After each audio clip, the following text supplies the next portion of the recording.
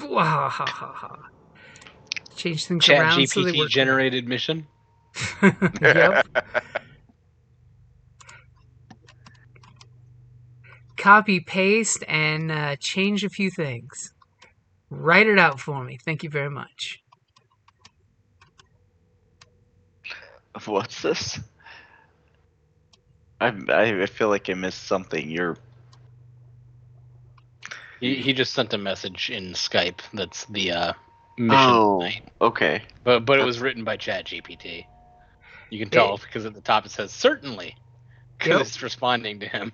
Because what it was I took my original mission, copy-pasted it, jumped into ChatGPT, said, ChatGPT, you are a co-GM for my Twilight Imperium game.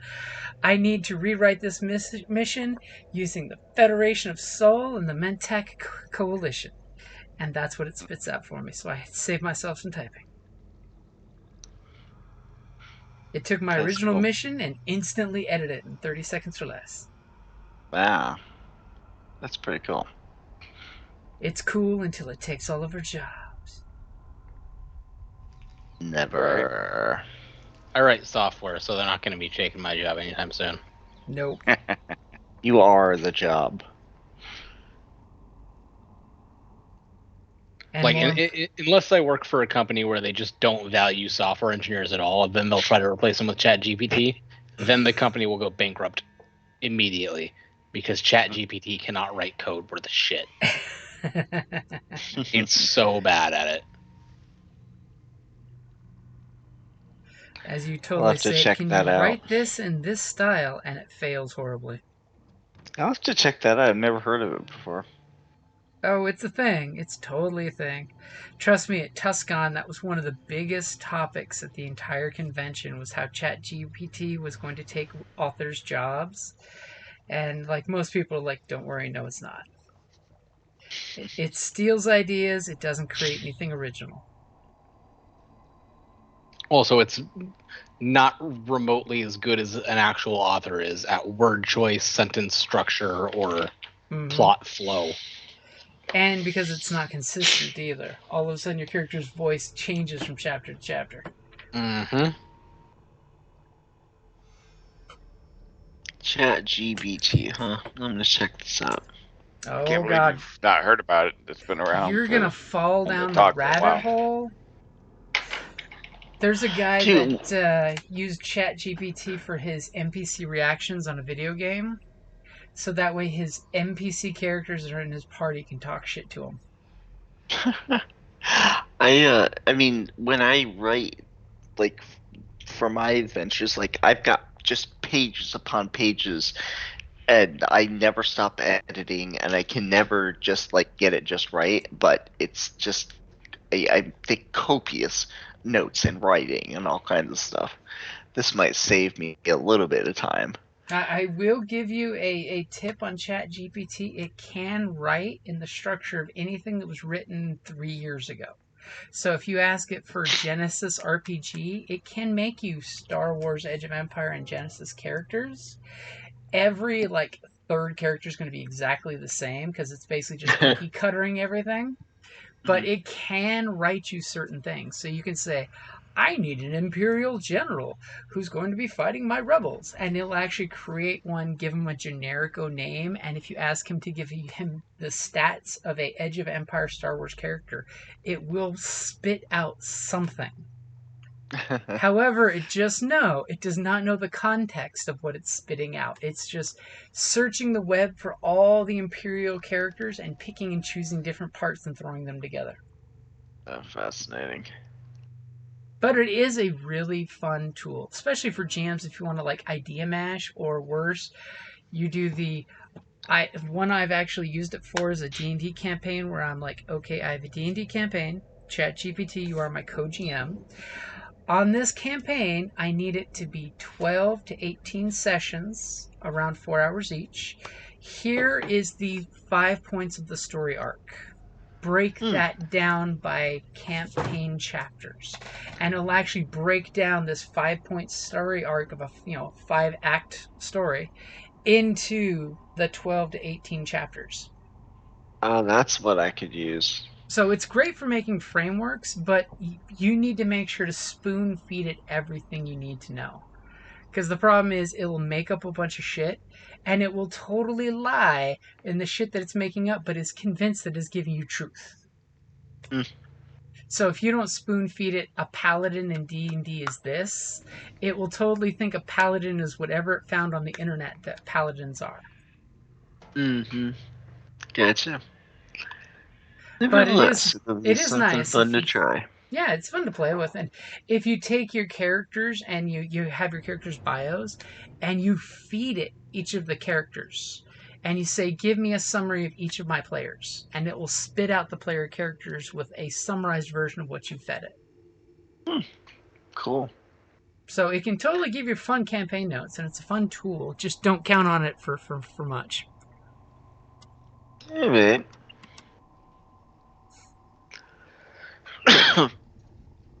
Because what it spit out for you guys is it basically just changed the two factions to Federation of Soul and the Mentec Coalition. Right on. And still does not know what those words mean. Because it's referencing the Twilight Imperium board game rules, so it's quoting the tabletop games comments. Because of course it hasn't had anything in the last 3 years on the internet. It's been cut off from the internet. Oh, odd. And apparently, according to one of the guys at Tuscon I was talking to, Gen 4, the pay-to-use version, does have a lot more capabilities. And of course, everything you type into Chat GPT is not your property, so don't be surprised if someone creates that. Oh. Good to know.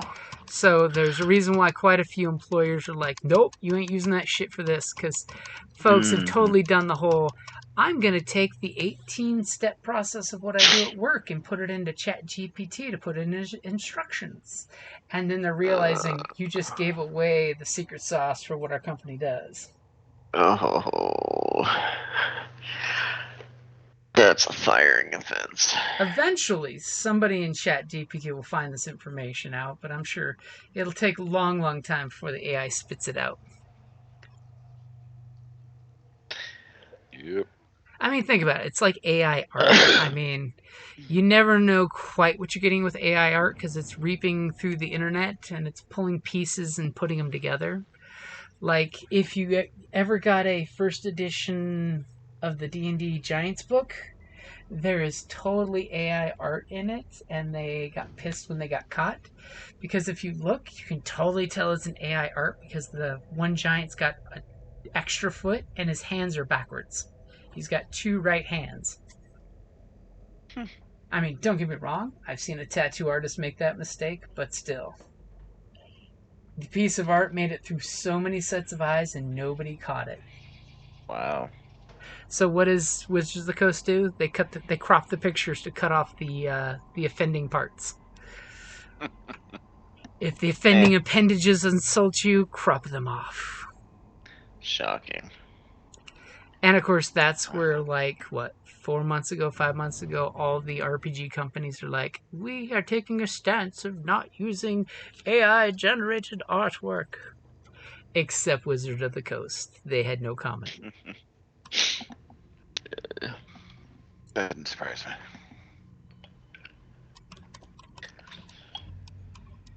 So is everybody ready, even though we're short-staffed today? I think we are. I mean, the best part is we're lacking our diplomatic core and our thinking core. Hey, I'm pretty thinky. I've got an intellect of 3. You heard him. He committed himself. I can think. I'm capable of thinking. Yes, the question is, do we have a talker? I can lie. I'm very good at lying. I might be able to coerce people. Yeah, I can coerce. So we can lie and threaten. There we Pretty much. go. That's going to totally work well. We'll see how this goes.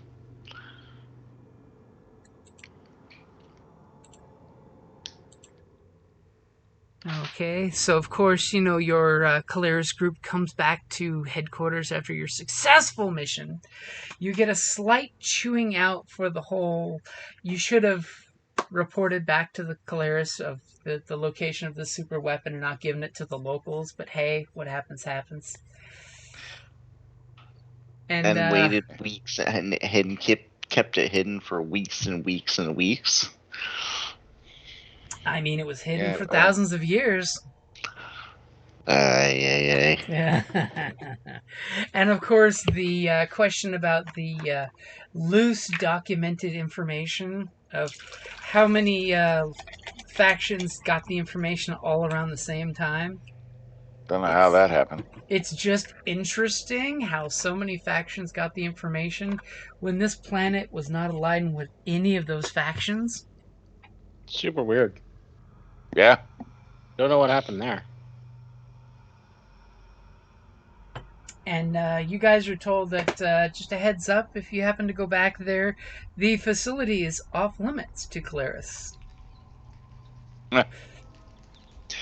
The Hyrule of the planet have secured the location, and they're keeping it very, very secretive.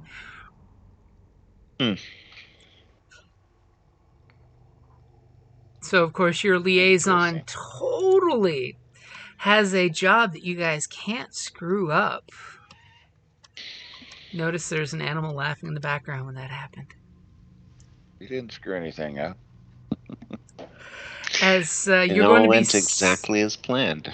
You're going to be sent as diplomatic liaisons in regards to a peace conference between the Federation of Sol and the Mentech Coalition, as everyone's looking at your favorite Mentech Coalition member on the team. Yes.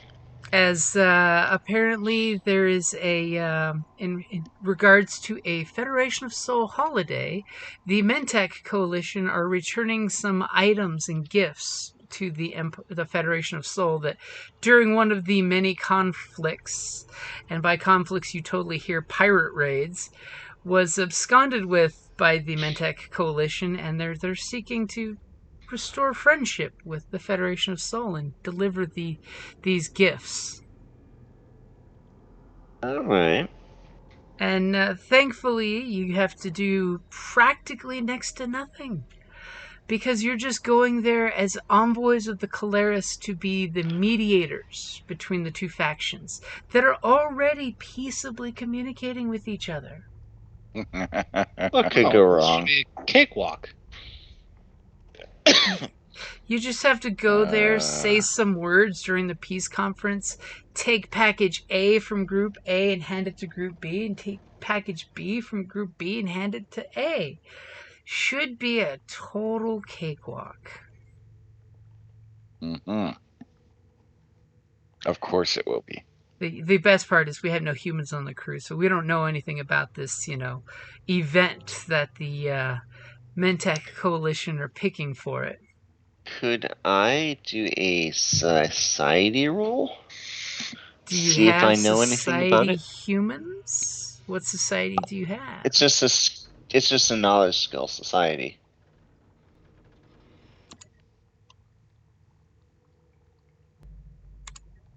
Or culture. Oh, wait, hang on a sec. Is that what it is? Sorry, I gotta pull up the book. I'm not sure.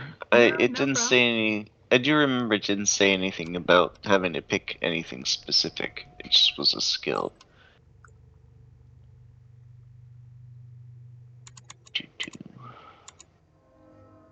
If it's a vague society one, sure. I think it's just kind of like having a vague understanding of the cultures of the galaxy. It might be called culture or something like that. Let me check.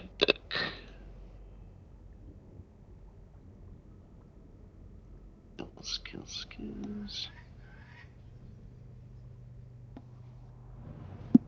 Where are the skills? There they are. Okay. Culture. It's culture. Governs all knowledge of the myriad societies and species that populate the galaxy. basic information on the motivations of various factions and great civilizations, patterns and markets of galactic trade, common knowledge about various species. Okay, I got it in there for you. Anyway, so actually kind of totally applies. All right. Let's see what we get. Wow. Holy shit. There's a lot happening there. So you specifically, discover, yes, this is a festive cultural event that happens in the Federation of Sol. It's some barbaric holiday about some war god who comes and gives gifts to children and survivors on a certain day. So it's considered, family and loved ones get together and exchange gifts of importance. Sometimes it could be, hostages, or it could be considered as a time for ceasefire during wars. But you're pretty sure it's a good time for someone to put themselves up for adoption with a new family. This sounds why is it a war bizarre. god? Does he have like spines or teeth or something? He apparently wears the pelts of a red and white creature, and he has a pack of wild attack animals that pull a sleigh into battle. What, does he have claws or something? His name has something to do with claws. I'm telling you guys, this is weird stuff. Yeah. And then, Humans are strange creatures. There's some regional dialects that do some variations on the holiday of where they burn a tree. You've heard. And another one where they incinerate a thing for a certain number of days, but you're not sure on how many days, to see how long the thing can burn. Okay. Humans. Those three threats, man, they're jacking you up. Go figure. Well, I mean, I know, it seems like I know the gist of it, but got the details wrong. And you totally know that there's a song about peace on Sol. So you feel good that this is like, hey, it's all about the peace. And you even heard this weird. vague tale from a space trader once, where something about two factions of Federation of Sol soldiers put aside their battle on this festive night, and then, celebrated side by side, human to human, and then murdered each other the next week. It's horrifying. No, that tracks for the Federation of Sol. I've met a couple that makes a lot of sense. That part particularly makes a lot of sense. And you thought you and your cousins were at ends. Hey. Yeah, seriously. Well, I mean, people be weird. Yeah. We don't have weird things like that on our planets. No, never. Yeah. I mean, burning things for a long period of time to see how long it'll actually burn. That reminds me a lot of the SAR tradition of Space Hanukkah, where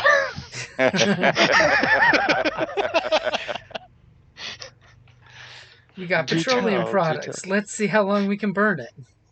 Yeah, where we light the space menorah, which is actually a 7-pronged fusion engine. And as long as the engine stays lit, you survive. All right then.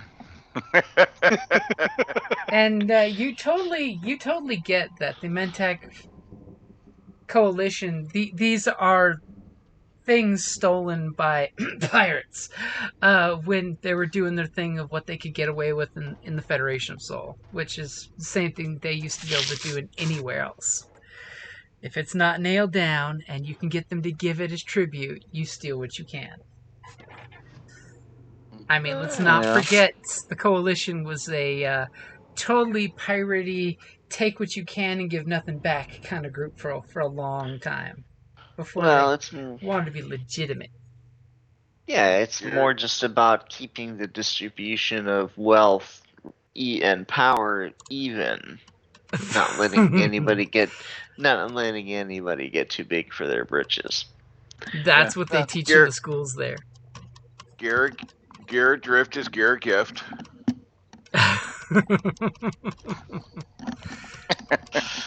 Well, hopefully nobody will pull any weapons on anybody else. That would be nice. should be totally fine. They're all friendly. Everybody's said so. friends here.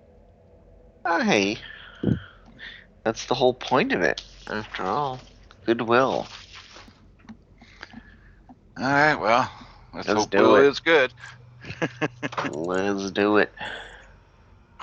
So, of course, you all are given a basic cultural video feed that on your ship you can totally read this video feed of humans and their myriad of bizarre winter festivals that they hold on their planet.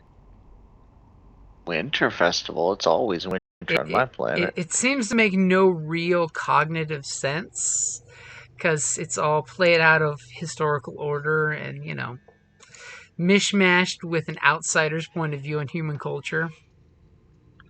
Something about a benevolent being that knows when you have been good or when you have been morally questionable. That's that war god, right? Yeah.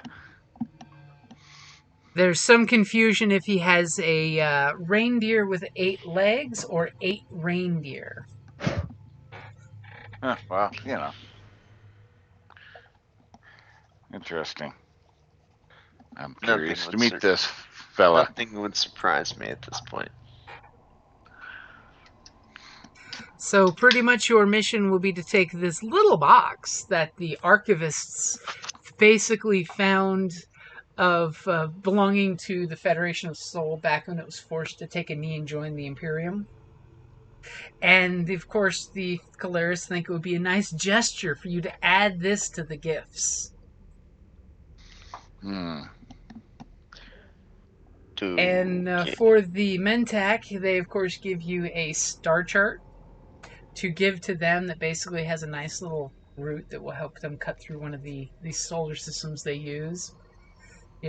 Totally shortcut in space that might just help them circumvent certain forces in their neighborhood that they don't like the Letnev. Yeah, I got divided loyalty on that one.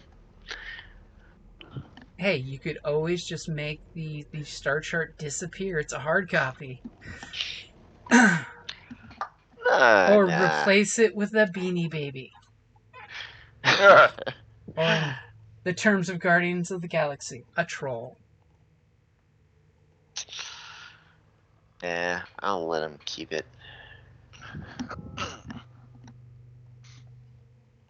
All right. So, of course, you guys are given the coordinates for the exchange.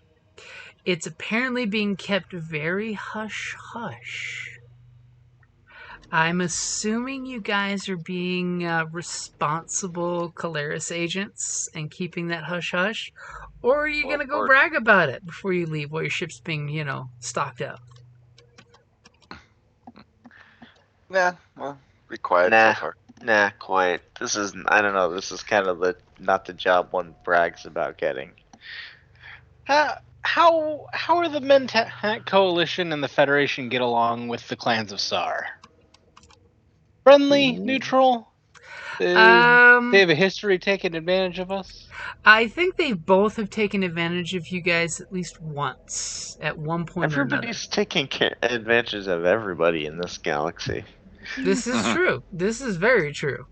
With the clans of Sar, we don't take advantage of anyone. We try to keep to ourselves, and we keep getting fucking chased out of anywhere we goddamn settle. Yeah, whatever. They find space salvage, and somebody says that's within our land, and they're like, but we found it. It's been here forever. What do you mean it's yours now because we found something valuable on it? Or We've been living here for over a generation. What do you mean we gotta go? Yep. Kind of like rats. Damn.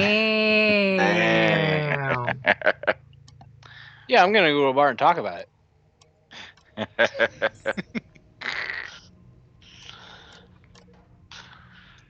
Nothing go wrong there.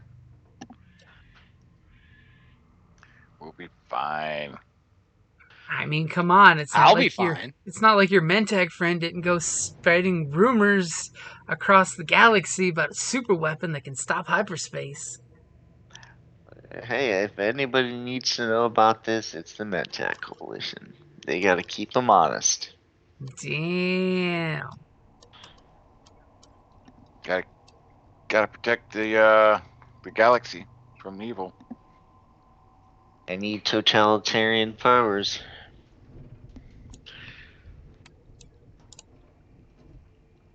And this weapon that could be used against the gene sorcerers, gotta know about it. Yeah, absolutely. Anyway. So of course, you have your beautiful briefing that you guys will be going to the planet of Arnhem, which is a wintry planet to help symbolize the commitment to peace during the holiday season. Yes, I can totally hear jingle bells playing in the background. Nothing like freezing your ass off to generate peace. Hey, this is balmy. This is downright balmy. Come on, that totally makes The Empire Strikes Back a Christmas movie.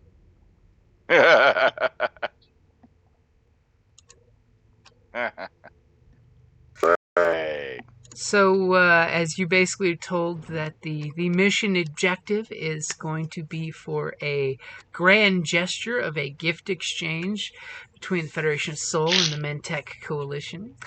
You are to facilitate and oversee a grand gift exchange ceremony between the two political parties, and to help make sure that you foster at least a temporary truce. I mean, we're not expecting miracles, right? Promote goodwill and prevent political conflict during the festive season.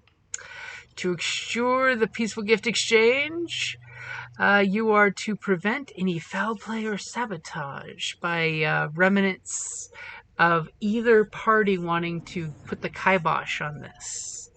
You are to help mediate any diplomatic communications. There are a few parties that have had actual head-to-head confrontations. You know that both generals that will be showing up for this ceremonial exchange have actually clashed in combat. So there is that. Well, are we, this is before we're heading over there? This is while you're en route at this point. You're getting the rest of the debriefing en route. Because, of course, it's going to take weeks to make the trip for everybody. Yeah. Is there anything about, like, what kind of security there's going to be there? There's going to be Keleres security, who will be Just the officially three in of us? charge. It will be a ship full of Keleres agents, including yourself. Oh, including us. Including yourself and 3 others. I'll be there if anything breaks out. We're good. Yeah. And of course, as you're totally counting on your fingers that there's 3 of you here, and I said yourself plus 3 additional people. Yes.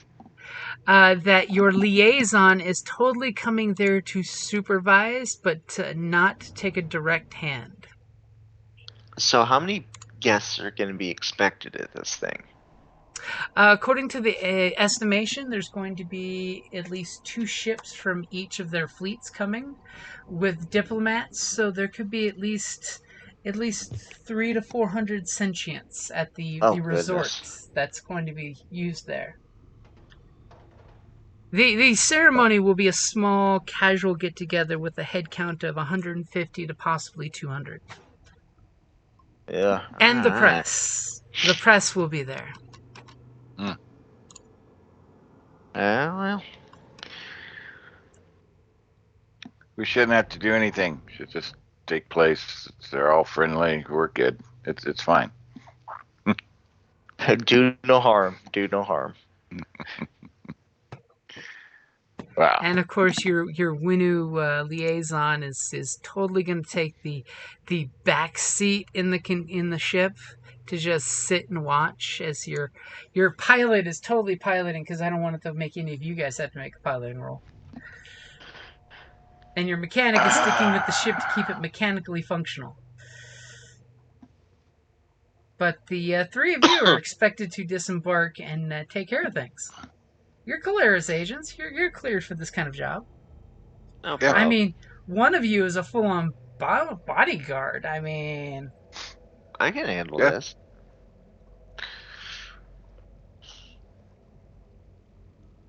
Yeah. We're good, man. We got it. No problem. Let's do it. Let's see. So, is there like what kind? Are there any kind of rules for the delegations to come in, and like, can we expect that they're are going to be unarmed or anything like that? Like, any like rules of engagement sort of thing for when this you thing? look at the agreed upon rule set, only ceremonial weapons will be present. Okay. And of course, that totally makes you cringe, because you're like, is that a ceremonial rifle your Marine is wearing? Yeah. So that means just about nothing. Right.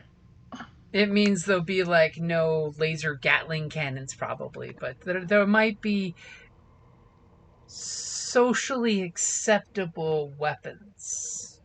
All right, but nothing crazy. Nothing crazy, but you're pretty sure like your collective buddies would have swords on hand. You know, they embrace the pirate shtick. Swords and pistols might be ceremonial. Yeah. And of course, the nice Right. thing is it's at the discretion of the security team, which is you guys. Right. So you Okay. could totally tell someone not to bring their gun and see how that turns out. Yeah. Like my ceremonial bow. Well, of course we're exempt from these rules. In fact, you are. There is strictly a clause saying that you guys are exempt from that, since you are the security team to assure mutual peace and prosperity. And we can expect everybody's cooperation with us. They know that we're coming, and they agree to, take our instruction. It's on the agreed upon diplomatic documents. Of course. Yeah. Okay. So no, not at all. All right. I think those are all the questions I had. So, Tally-ho. Harg, do me a favor real quick. Yeah. Give me a leadership or coercion or subtlety roll. Subtlety. Yeah, I'll even give you that one. Subtlety as in what? Streetwise? As in, yeah, streetwise. Yeah, I'll do a subtlety roll. That just means you went to, really, really bad places. Absolutely. Only the seediest of bars. The total spacer dive bar. Wow. I didn't succeed. However, So interesting. you may have been talking openly, but with your gurgly voice and your accent, nobody quite picked up on what you were blatantly throwing out there for everyone to hear, other than disgruntled spacer, growl, growl, growl. But what would you like for those 2 triumphs? What? I don't know what to do with this. This was such a throwaway thing to do. Not anymore. I mean, Now it's in regards to you going out and, basically breaking security protocol and talking about this event that's supposed to be hush hush, and you go to a dive spacer part talking about it. You know The what? general It says public spending didn't catch it, but someone may have. It's up to you. Hope it doesn't get back to Keleres. And I mean, the spending suggestion says gain a semi-permanent contact on the street. Like, can I get a pretty decent contact on the street? Sure. Someone who was at the bar and just they heard me gurgling and they were just like, "Fuck, I don't know what the hell this guy's saying, but I'm just gonna keep buying him beers." We're gonna say you have. Let's hit the keyboard and see what letters come up. You have a Winnu by the name of Allure. She's the bartender at the Seedy Spacer bar, and she really likes your gumption. For one, you're a Keleres. Really Two, likes my gumption. you got gumption and you're furry in all the right places. Ew. And the fact that you're willing to speak your damn mind openly. Hell yeah. And she might have some shady dealings because she runs a spacer bar in the bad part of town, just shy of the blown up part of town. But you definitely have her as a friend and contact there. Hell yeah.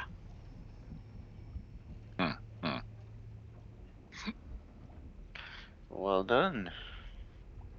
And the other one was to make sure the Claires never hear about this. That'd be the preference. Okay. And you take one punish strain from the night out drinking as you're sitting in the cockpit and you're just like, the engine's vibrating too loudly.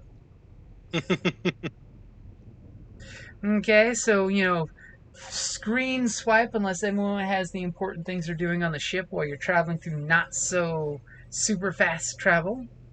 Because Twilight Imperium. One minor thing.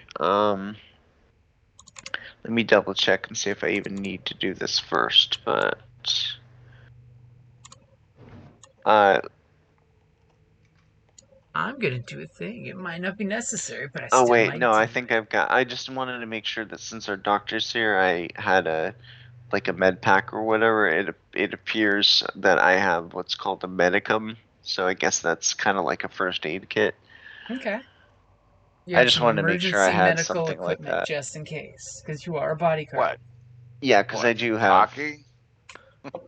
You never know. You know. I just wanted to make sure I had some, that's all. Okay.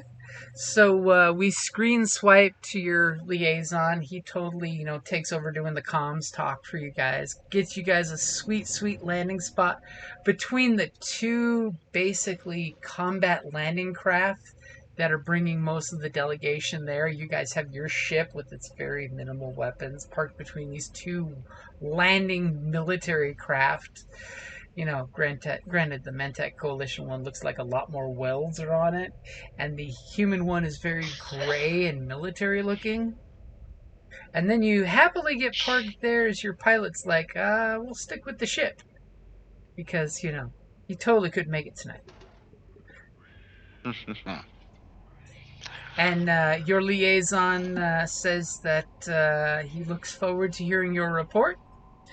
He hands, we will say, who's the responsible one in the group? Oh, that'd be me, of course. Probably Dave's, I would think, is say. regarded as the responsible one. Yeah. He's very regal. He's going to go ahead and hand Trakar, in his feathery regalness and responsibleness, both of the items, which you can easily put into a satch. They've got lots of safety padding on them. Should be fairly difficult for anything bad to happen to these things. But you hear like a liquidy slosh from the one, and wrinkly, crinkly sounds from the other as they're both wrapped in some weird wrapping that has some kind of six-pointed star symbol on it. Bizarre. With spikes coming out on a red and white color scheme with white stars. Oh, it's like a throwing star. Jagged. That's a ceremonial weapon. They throw those. It's a snowflake. Alright, I tuck him away carefully. It does remind you of the northern reaches when crystallized water formations come out of the sky in weird shapes. Some things are that just I the know. same everywhere. See, But 'cause could be used for a throwing star. if it's big enough. And he totally hands you the packages. He said I am under orders to stay on the ship, but you are to be in contact with me every 2 hours if any diplomatic assistance is needed. And you totally know by that, you know you're going to be gigged if you call him at all. But that you should check in, air quotes. Yeah. Of Right. course. We'll be right on that. We got this. Just Here chill are on the your boat. passes and badges. And he opens a little nice teak wood case that's got velvet lining, and there's the badges that you would be wearing that you would, magnetically attach to you somewhere on your armor or your clothing. We don't need those sting. I'm not gonna say it. Never mind. Yeah, it was too easy. It was just like, I'll put the I'll badge up. I fed it to the bird like a mealworm. And of course, you totally see, looking out the ship's, screen, this place is some kind of, pleasure resort. It's got beautiful snowy hills. There's, civilians out there enjoying the activities such as rock climbing, frozen waterfall climbing, some kind of skiing going on. Some people doing hover racing, cutting through the snow.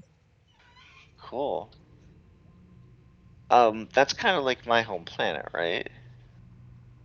Yeah. So I'm like right at home with all this stuff. I mean, the Okay. only difference is your planet's in perpetual darkness, Well, or you still. it's cold and All right. unfriendly. This place is freaking winter festival. I got like feathers. I'm good. It's like a good version of home. All right then. Alright. So, okay. I say we proceed. So wherever I guess the process is happening, get eyes on the site. Yeah. And of course, when you look at your little badge, it's got the little future tech touch thing, and immediately pops up the little hologram on your badge of the facility, and shows guest relations, and it shows faction, Federation Soul on this side of the facility, then the Mentech on this side of the facility. Unaligned guests are like in the middle chunk of the facility. And there's all these beautiful boardrooms available for you. I have a suggestion. Can we change the seating chart?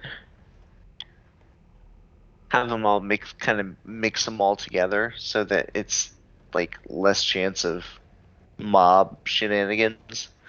Ooh. Okay, so you're throwing Just a that thought. suggestion. What do you You can guys do that think? from your ship. I mean, that's totally something you can do from the ship before getting on the ground. I mean, if you want to do it on the ground, you totally can.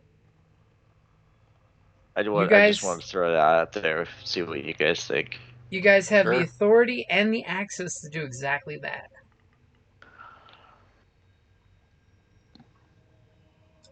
Go for it. So I do it in like small groups. Like instead of one side all one side all the other, and then intermediaries in between. Have it kind of segmented like a pie, like a group here, like, and then alternate them and commingle them a little bit. Okay. Go ahead and give me. I'm guessing culture's probably a good one to use for that. Give me a culture roll to see how well you do at that. Look at you as the Okay. wedding planner. And look at Oh, you darn. look at you Those throwing that out there so quick I couldn't do an upgrade. Same roll as last time. So you think you have planned a beautiful situation of mixing all the parties up so if there's a riot, there's no Mason-Dixon line. And everyone that's been put on the seating chart is beautifully set up for you. Yay. If you've ever Uh, planned a wedding, you've beautifully except for planned the 2 of seating them. chart. Except for 2 of them that you didn't catch. well, it was worth a try. At least there's still no Mason-Dixon line. That's still better. as James phrased it. As all of a sudden in the background on the monitor you see this blinking seat where the two generals' spouses are sitting next to each other. I was going to say where the generals are put together. He just didn't catch it.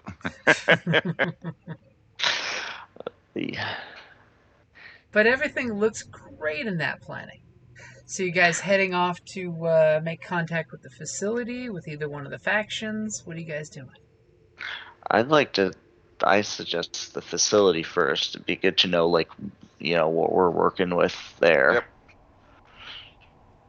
Okay, you guys go in, and as soon as you walk in through the doors, this place is definitely painted white. And it has the snow theme and everything, including the uniforms for the employees. Their outfits look like poofy lumps of snow or clouds. It's made of some weird material that looks from any direction like they're a big poofy ball of snow. Well, at least But they're not wearing dressed like shorts elves. or mini skirts. And their staff are super happy. And you see on the ceiling, occasionally the ceiling will flicker and it will show like timetables of events that are happening. And when do you guys give me a vigilance check? Ooh, I'm good at that. I was going to say, where did my character go? It disappeared again. Ooh, somebody's using an upgrade. Oh, Let me there. put that in there. Go for it. I got it in there for you. There we go. Finally, no threats. So, two things catch your eye from the little rampant advertisements that go fluttering by. One is to totally enjoy over the next 2 nights, not tonight, but like the next 2 nights. The aurora of the planet should be spectacular for nighttime viewing because of the expected annual solar flares that will cause a heightened reaction to the planet's magnetic fields, which will provide a spectacular view for any of our guests and lovers to enjoy on the verandas of the beautiful purple and green aurora on the planets. You totally get the feel that this resort was put there specifically for the beautiful aurora at night, but more so since there'll be more active solar flares out there. Okay.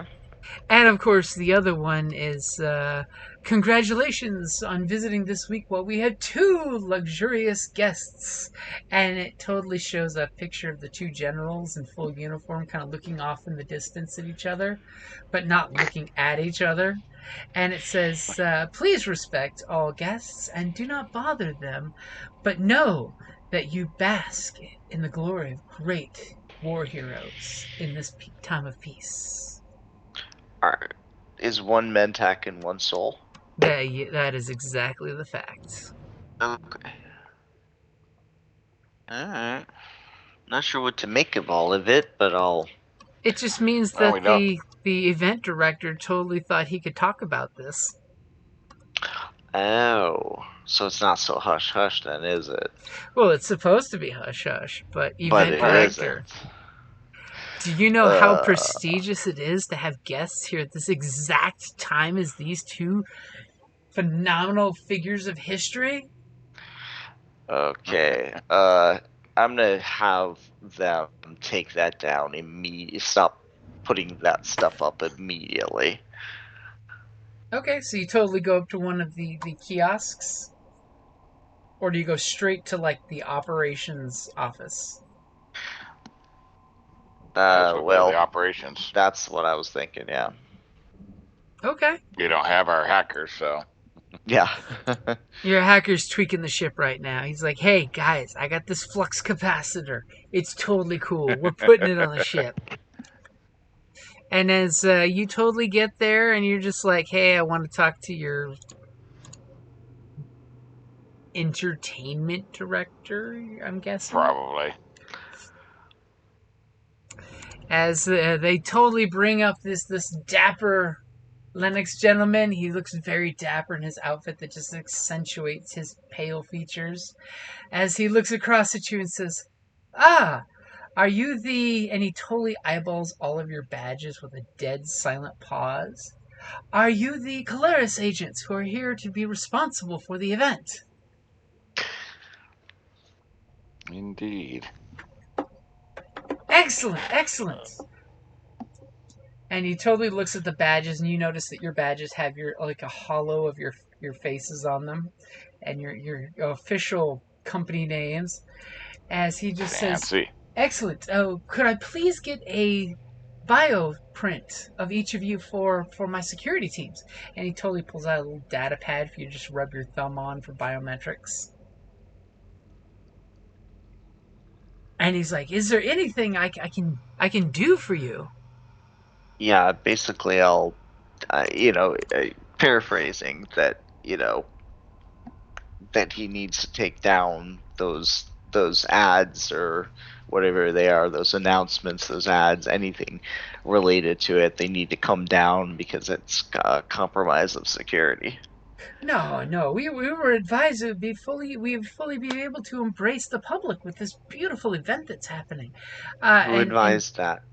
And he basically shows, some data work of one of the Winu reliquary officers who basically said, "Yeah, sure, it's okay to talk about it." Give me either negotiation or leadership. I'll accept a leadership option if you want to pull rank from the situation. So you said This negotiation or leadership? Yeah, this Letnev Yeah. is impressed, especially seeing a Letnev in full uniform with his swords. All right. Not me.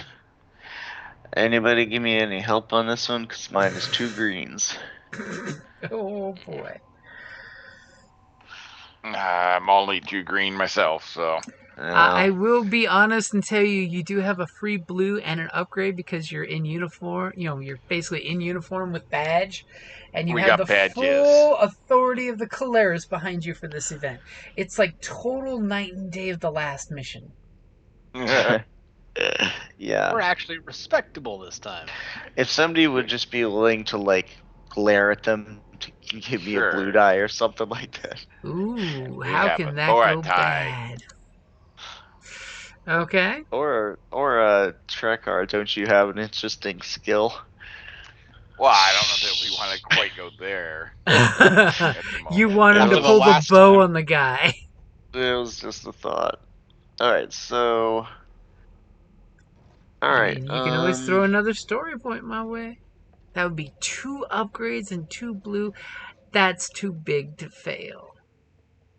Too yeah, big we'll to see. fail. As I smear mojo all over the dice pool. Yes. Wow. See, you Yep. should have went bigger. Coulda, shoulda, didn't. As you guys, you had this brief confrontation with him, and he just points at the data pad of, "But we have it in writing that we can tell the guests who they are, because, after all, will the generals not be walking through these halls in full regal uniforms with their entourage?" Did the person who signed off on it actually have authority to sign off on it? He, unfortunately, is one of the archivists, so technically... Alright. Basically, it was the guy that did the paperwork on this from your guys' point of view, and he's just like, "Sure, let him talk about it on site, because it's going to be talked about anyway." Jerks. I mean, at least you haven't seen Fine. any news reports on this. Well, and it doesn't list the actual event, just the 2 Just are the there. VIPs. So, just ensure him that there's to be no additional information discussed or times or anything about the actual event. Of course not. Unless you authorize video recording, we will have no video recording in the areas of the event. We are just so Well- proud that you picked our resort to have this happen. Right. Well, like I said, what you got? Nothing more. And if it's at all available, we have a cultural attaché disc that we're looking to make things a little more appropriate for the event. If you'd like to go over that with us to see what things that we should and should not include.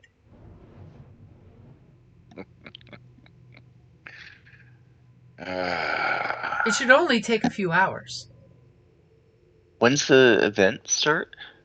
Basically tomorrow morning. Oh, okay. And it's morning now. Yeah, it's like 11, 12, yeah. Yeah, it's like, yeah. My partners would love to do that with you. What would that entail? Basically, you're getting the gist of they have a DVD of everything seasonal on Soul and the Mentec, which has nothing for this season. So they're basically going to be watching, hours and hours of recorded footage and information to add to the facility. You know what? I'm gonna let him go with that one. It sounds ridiculously boring to you. Yeah, like on this particular issue, I'm willing to just let them do their thing. Okay, excellent. I will let the interior decoration team know, as well as the special effects group know, that we have your sign off on anything that we deem, beneficial to the guests' event. Lord. Hey, it's just decoration. Right. All right. Well, I'd like to walk around the area and check it out. Okay, it looks very secure. You don't really see, there's no, target shooting people or anything like that. You're not seeing any weapons. Give me a average vigilance roll as you're checking it out. Vigilance. Or would you like perception? I'll give you the choice. Prefer perception. Okay. Actively Be searching, actively looking. Yep, I got you. Using those big bird eyes. You're the active searcher. I'm the passive searcher. All right, ready? Yep. Nice. Okay, so when you look at this place, all of its security seems to be non-lethal and automated. You don't see like a single on-hand gets their hands dirty security guard in the facility. It looks like everything here that is a deterrent to any acts of violence is all automated. And all of it is non-lethal. That's the one thing that totally gets your predatorial senses going, is everything is about capture or subdue without doing harm. Right. Yeah, it's not a bad thing, except for the automated, so I want to see the automated control. Okay, and the security team will totally let you look in their security kiosk where they've got lots and lots of cameras that cover, a good 80% of the facility's ins and outs. Most of it is geared towards keeping people from trespassing or getting on site without permission. And a few cameras in places where there's items of value. Like they have a little display hall with some items. The first sleigh put together on this planet. It's a good thing we bought this planet from the indigenous people to turn it into a party planet. Many shops that sell snow bunny outfits. Yes, well, I'd like to meet with the crew that will be manning this prior to the event. Now, crew, are we talking like the food staff or security No, staff? the security, whoever's going to be manning this booth Okay, during the. so they gladly have the security teams. They basically would be swapping off, and they do 8-hour shifts. They have 3 full groups. With your assessment, you believe they do have sufficient bodies to keep a good eye on the situation. Anybody looks suspicious? What are their race makeup? They are all different races from the Okay. Imperium. There's no like one distinct race in charge. You see that they hire from very distinct mixed groups. And of course, each one of them will introduce themselves and how long they've worked. And nobody here in the security booth has worked less than 3 years. Okay. And of course, the event planner will be very excited to express to you how all of their employees have long-term contracts, because we appreciate employees who are loyal to the company, so that way the company can be loyal to them. You totally get the whole corporate spiel from this guy. Okay.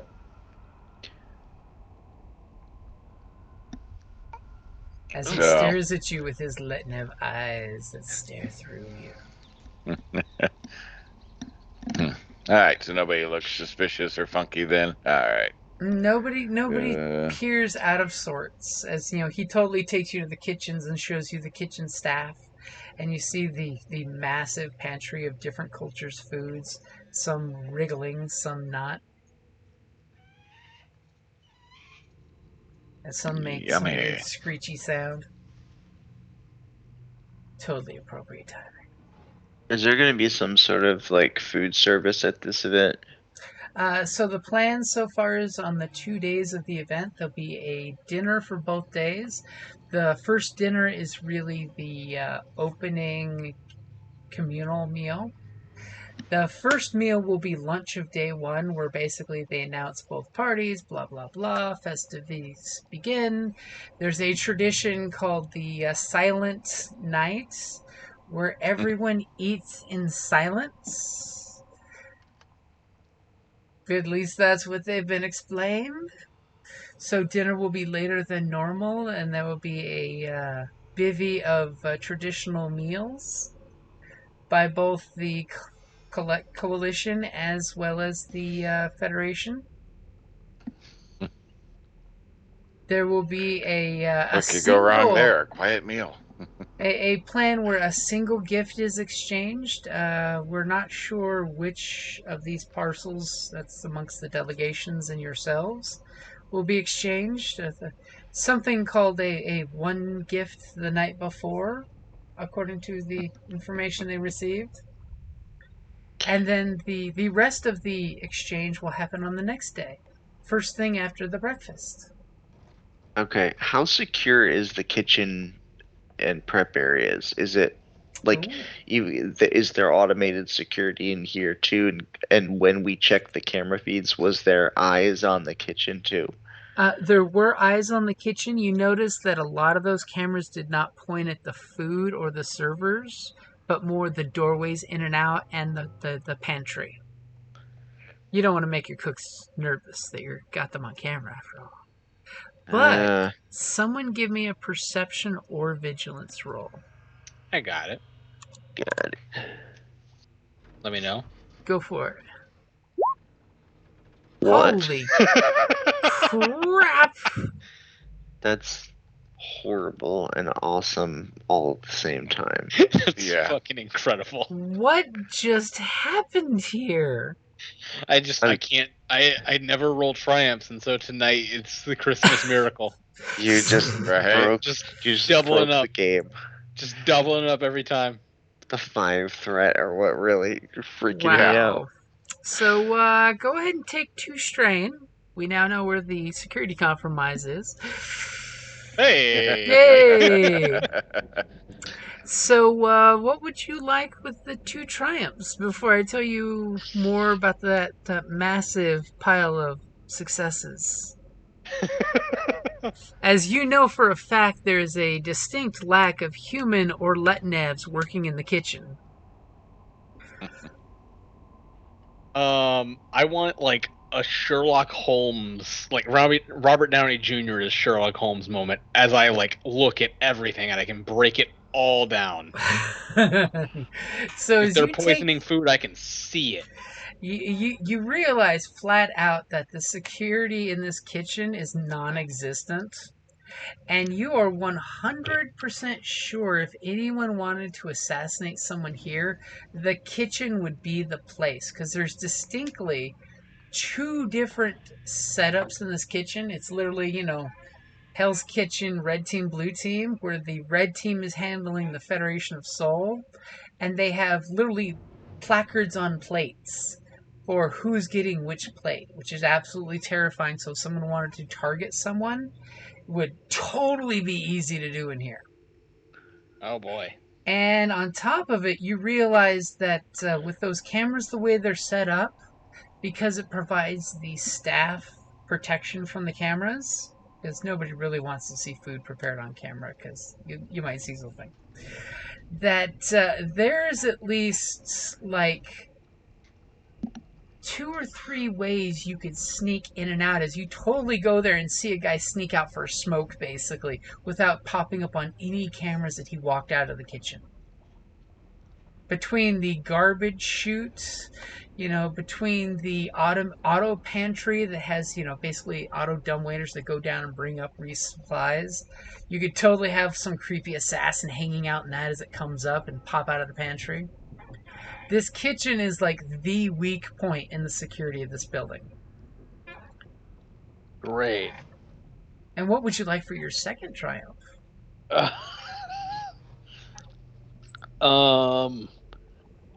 could totally say you secure any gaps in the security. I would totally take that, by the way. Yeah, let's secure those gaps. Okay, for your second triumph, we have this quick montage where Harag pulls out his tools and he's like, we're going to stop this, we're going to stop this, we're going to stop this. All these bullshit ways that you think you would infiltrate this kitchen to steal, plunder, and pick parts off of, you shut that shit down in like 1 hour of montage. Bam. Benefits of being an investigator. You're good, man. You're good.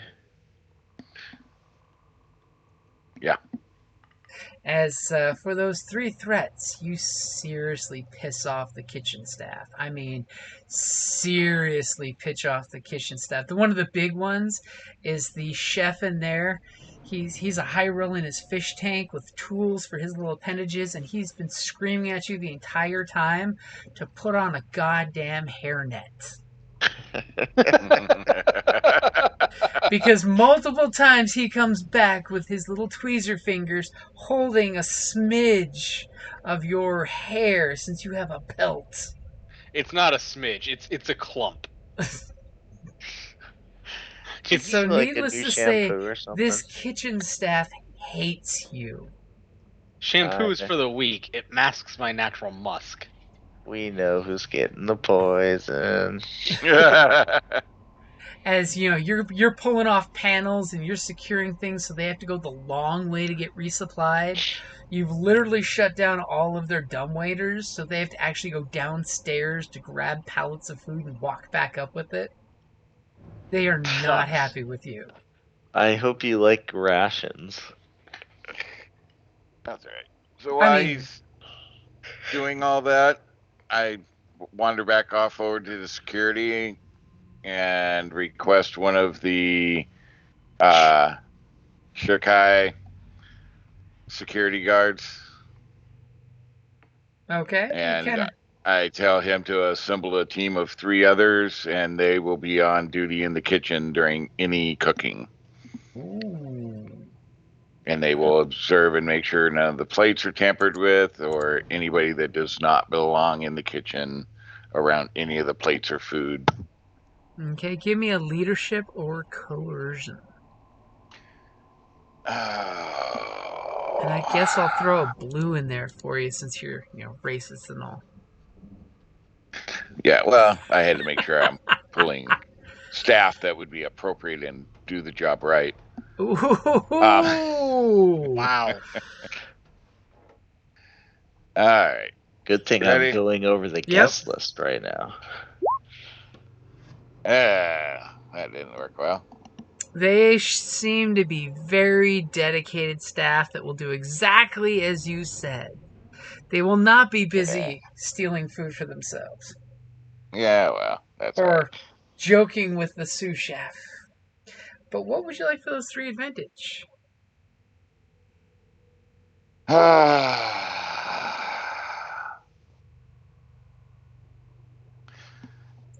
So I don't know. Beyond the subject. So who's my subject? The actual. That would be the security forces you were mustering. I had the a whole suggestion. force. Yep.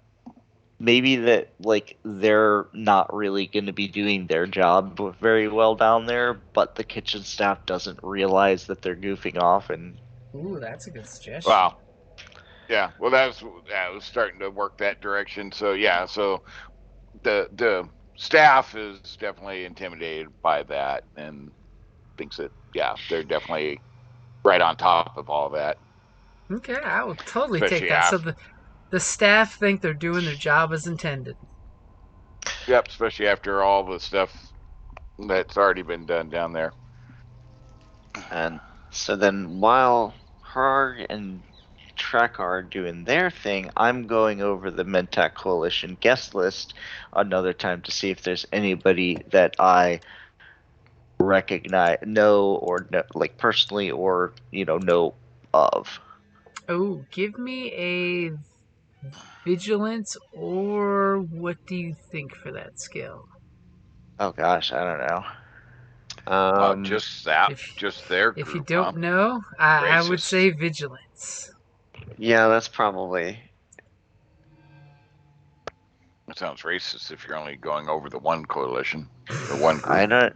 I don't know anybody from Federation of Soul.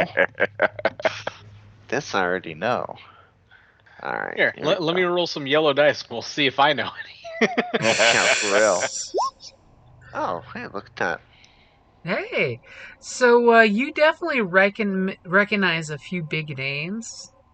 You know, you're just like, wow, General Corsius is here. And he is actually one of the generals that wants to sue for peace more than war, from your personal experience. Okay. However, you do know, historically speaking, he comes from a family that's all about the let's get what we can get.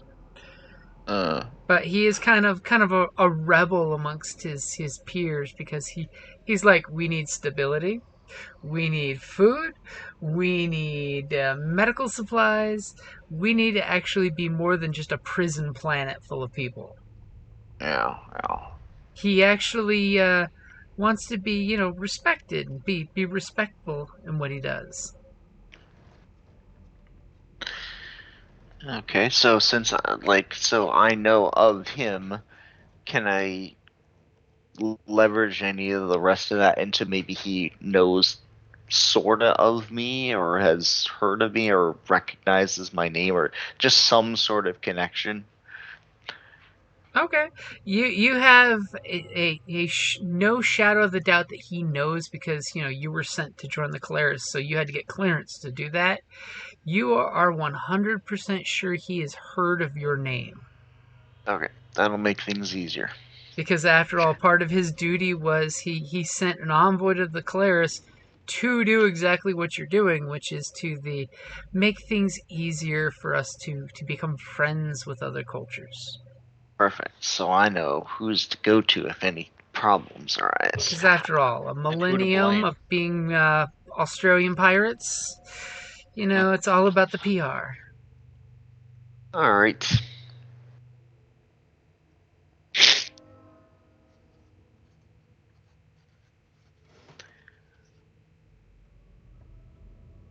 All right. That's everything I can think of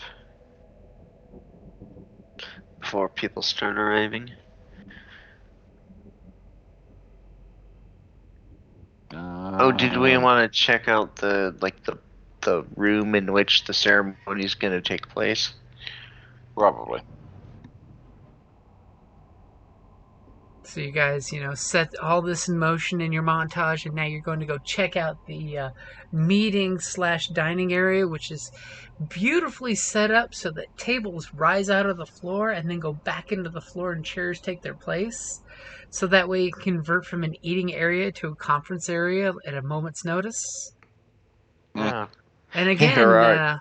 your keen-eyed friend points out the room itself does have the non-lethal security measures in here as well. Okay. Hey, Hrog, do you want to shore up any security gaps in here too? Let's see if I can spot any. Would you like me to assist you, or do you got this? Nah, I got this. This is where Jim spends his. Yeah, there you go. Yep. There you go. There it is. There it is. I'm like, come on, waste it on me. Let me know. Wasted on you. You're good to go. No triumphs that time. Okay. No triumphs. Just pure good. So again, you pick out that everything in this room is pretty much electronically controlled.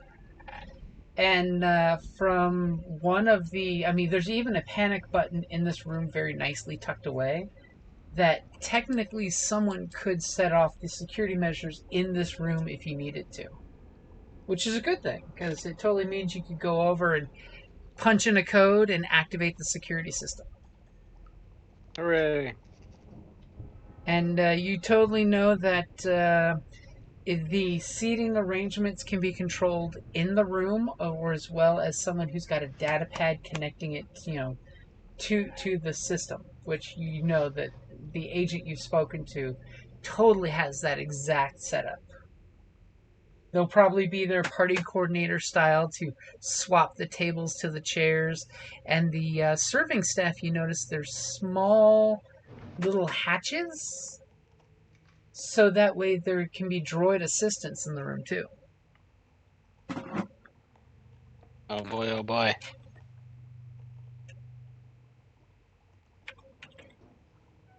What would you like All for to those worry 3 advantage? I mean, there's something I could totally give you, but that's Yeah, just let's see what you'll give me. Want to trust me? So let me peek into your character sheet real quick. I want to see what skill you definitely are picking up on. Your perception is redonkulous. You got computers, that's good. You got ranged light, that's good. You got streetwise, that's good. With your computers, you do know that the heavy automation in this room would make one of 2 things possible. That if someone could get in the system here, they could manipulate this room from outside this room. Of course they could. Worse, when you're looking at the facility and you're checking the walls and you're seeing the outlets, something does kind of like itch the back of your head that you are concerned when you were told earlier of the delightful event of the solar flares and the increased aurora borealis. Not a lot of the electronics here are shielded. Perfect place for an EMP. That's Right. kind of what you're thinking. You're kind of thinking, I'd hate to be in a room full of automated stuff when a solar flare hits if it's higher than expected, because everything might not work, or everything might Y2K in here. Lovely. You Well, of course, with your I'm gonna computer share that. skills, is leaning more towards the stuff would not work. Yeah. I'm gonna share that information. Oh, that's troubling. Yeah. Very. Great security, except if something bad happens. I mean, obviously, the Federation of Soul and the Mentec aren't big in your, EMP weaponry, so that's not going to happen, right? Not. How would that ever even think to occur? All right. Well, what else are we checking? Anything? But other than that, the meeting hall seems very secure. The sight lines, like if someone was to like pop out and try to assassinate somebody, seem non-existent. I mean, you would see anything way before it happens, which is great. Totally perfect. Alright. Somebody who picked this location actually did a fairly good job. So are the coalition generals and key people here already from each group, or You're pretty sure they're on site getting situated. all right? Well, I suppose we ought to Let's say introduce hi. ourselves and check to whichever one first. Yep. Good idea. Which one do you want to take first? Well, we can, I actually know the guy who's, with the MedTech Coalition. We could start with that if you want. We can introduce. Sure. I know a guy. You know a guy who knows a guy. I know a guy. All right. Okay.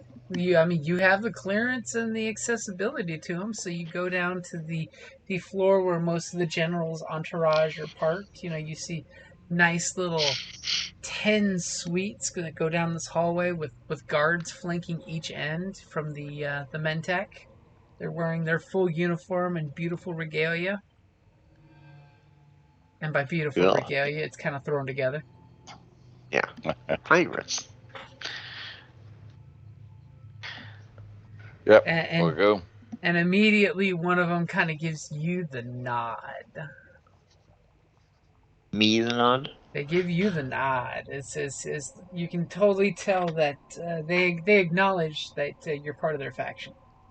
Oh, yeah. They'll get the nod back. The nod.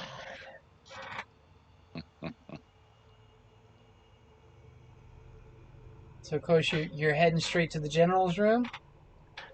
For starters. Okay, so immediately one of the guards, of course, follows you and knocks on the general's door, and his attaché opens the door and kind of gives the three of you guys the up and down look. Totally, you sense the eyes lingering on your weapons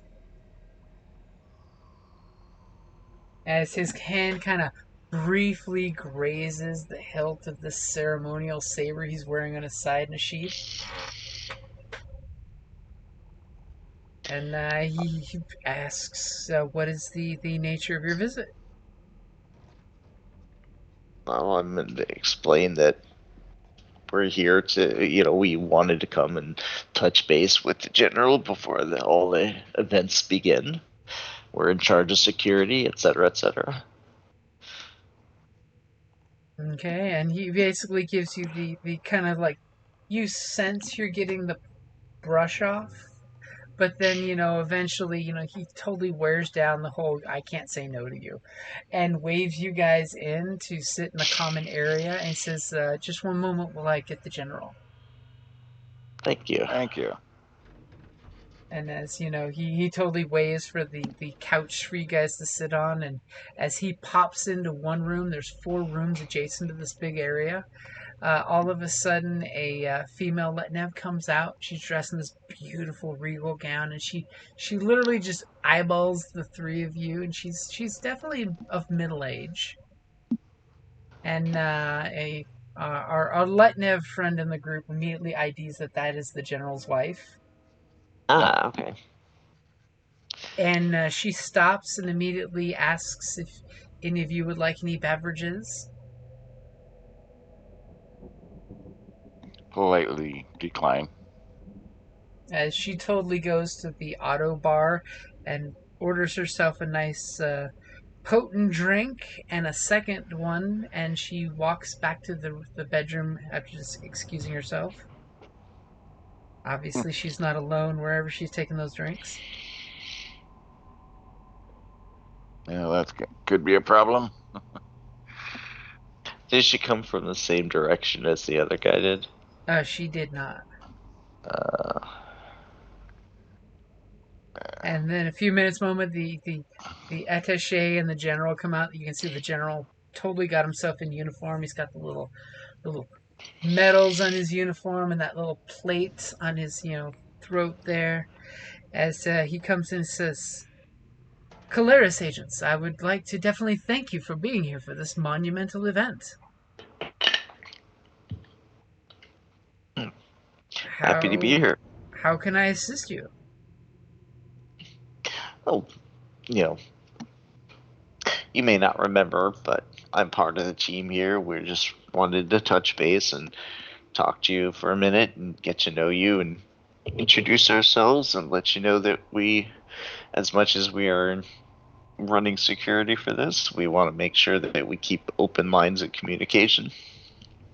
And he kind of smirks when you say you might not remember me, and he of course steps up and comes over and salutes and totally addresses you by your name, rank, and serial number in the coalition. So you do remember. Not only are you remembered, soldier, but you are actually looked up as a pinnacle of the coalition, seeking to bridge the relations with other groups out there, proving that we're not just spacer pirate trash. Oh, thank you, sir. Great minds and all And think he alike. pops this clean Remember. salute. And he says, just remember that you are both a Keleres agent and, more importantly, an example to the Mentec Collective. Generations of children will be looking at you of what they can be if they choose to go that direction in life. I won't embarrass anyone. Don't worry. Is there any concerns that you have about the upcoming ceremony? Any security issues that you feel are overlooked up to this point?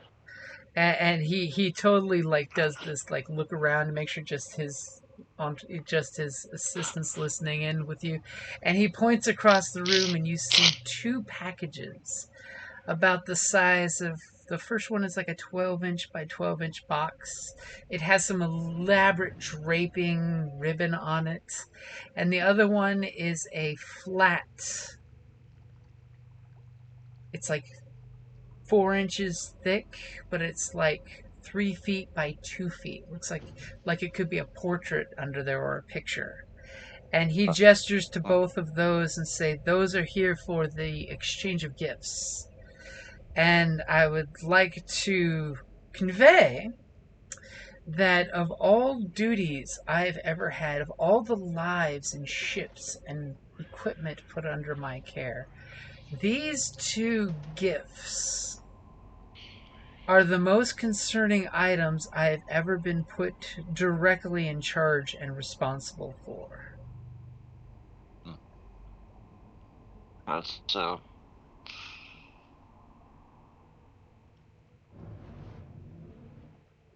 And I hope you realize how I hope everything goes off without a hitch.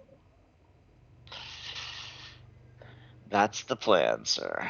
That's the plan. I can only assume that your crack team of Keleres agents, and he says this with zero irony or sarcasm, have prepared the facility to make sure nothing happens? We gave everything a pretty thorough looking over and shored up any weak spots we found. As he's totally giving you the whole general nod, that regal look of he's taking it all in, and he's quite proud of one of his people that have done such a good job, and he's just beaming the charisma and presence.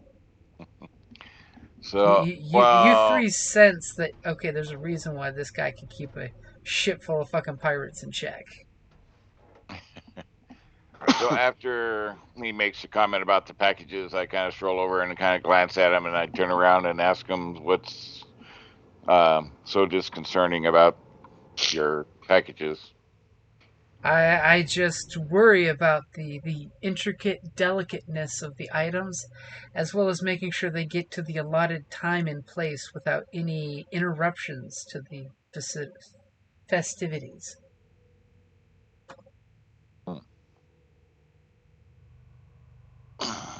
Just to clarify, like, we're supposed to take them?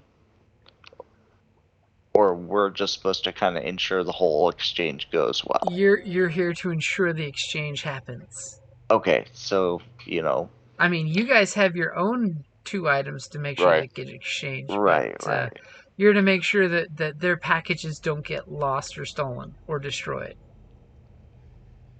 And he totally hits a button on the table, and a pair of holograms start fluttering around. And the first one shows a round globe-like object, but it seems to be filled with some kind of liquid.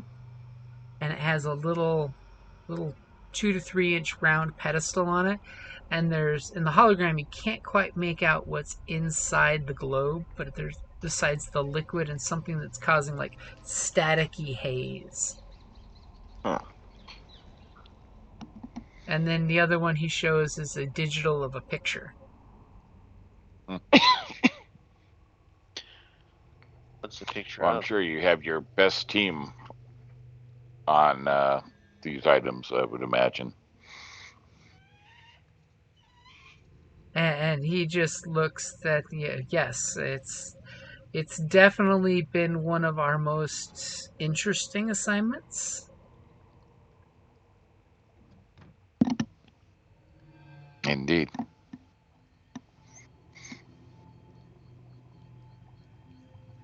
Have you dealt with the humans of Sol? Nothing too I have not. directly. Nothing too directly. As he totally to respond to your colleagues their question, he hits a button, and obviously the second item is a portrait in a frame, and it pops up with something called Grandma Moses, Christmas 1958, and you can't quite make out the haziness of the details of the picture.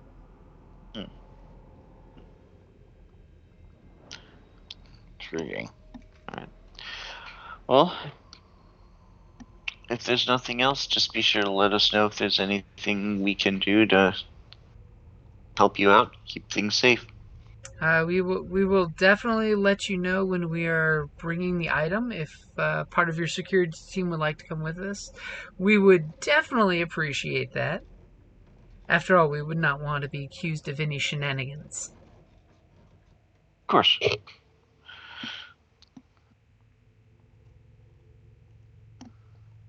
And let's see, I'm just double checking things here. So let him know, and that we'll appreciate his time, and we must pay a visit to the other coalition. As Yep. you should. I do believe not on the itinerary, but the general was wishing to come by for drinks tonight before the festivities. If you weren't aware of that, sort of a impromptu tete-a-tete between us. Uh-huh. Do you need us, any of us, to be there, or would you prefer? Yeah, the Keleres agents are more than welcome if you'd like to join. It's just going to be the general and her wife and my wife and 1 or 2 of our aides. All right. Sure. Well, let's get visit the Federation General, and we'll see you later. Okay, so screen swipe to the Federation as you totally have these Marines stationed out with an excessive amount of firepower you're sensing as soon as you get to their floor of the resort. And you're just like, we have Marines in full tack gear with heavy rifles. Great. Immediately, you guys are getting that feeling that these guys are way over geared for this, you know. Yeah. As we're walking over, we're going from place to place. We have a set of gifts that Churkar has. The Mentak Coalition guy wants one of us with him during the transport. The Federation of Soul guys probably gonna want the same thing. Could be. So we should kind of keep that in mind. I don't know if we are gonna have to split up and during that phase of the transportation. Yeah. Just throwing it. I just wonder, thinking out loud. That's totally up to I you heard guys. that, but it was kind of like, don't know if that's possible, but that's all right. We got our own stuff to keep safe and deal with. Yeah, 3 sets of gifts and 3 of us. Yeah. I mean, I'm pretty good and can handle myself, but still. I just love it because I didn't even plan that.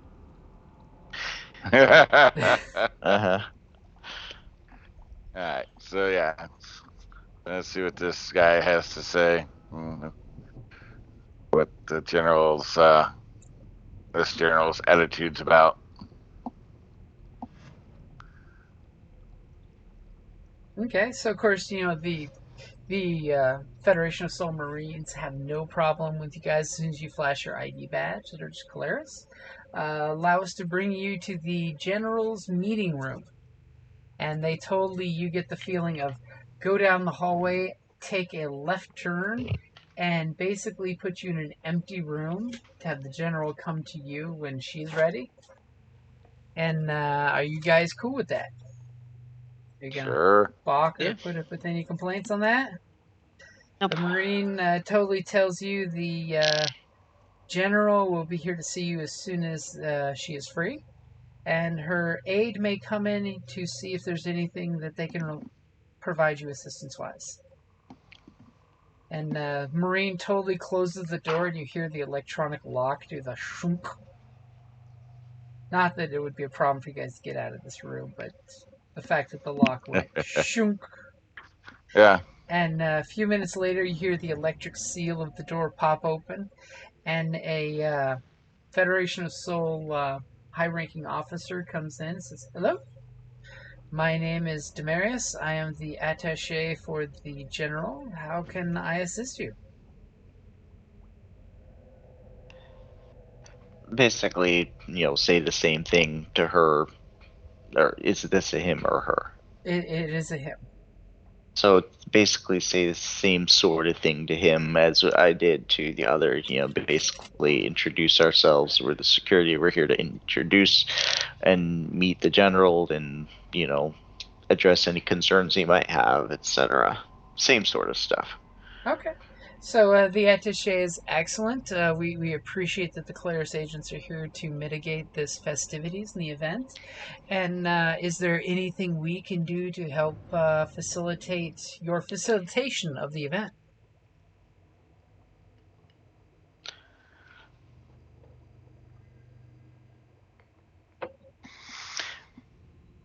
I mean, the biggest thing is, as long as everybody gets along peaceably, there won't be any problem. We're not expecting any, and hopefully this whole thing will be an enjoyable experience for everybody. Oh, it should be an excellent experience. And with the Mentec Coalition, the Federation of Soul has nothing to fear. So we have a feeling that this should be a great event, and hopefully get back some of the stolen treasures of our homeland.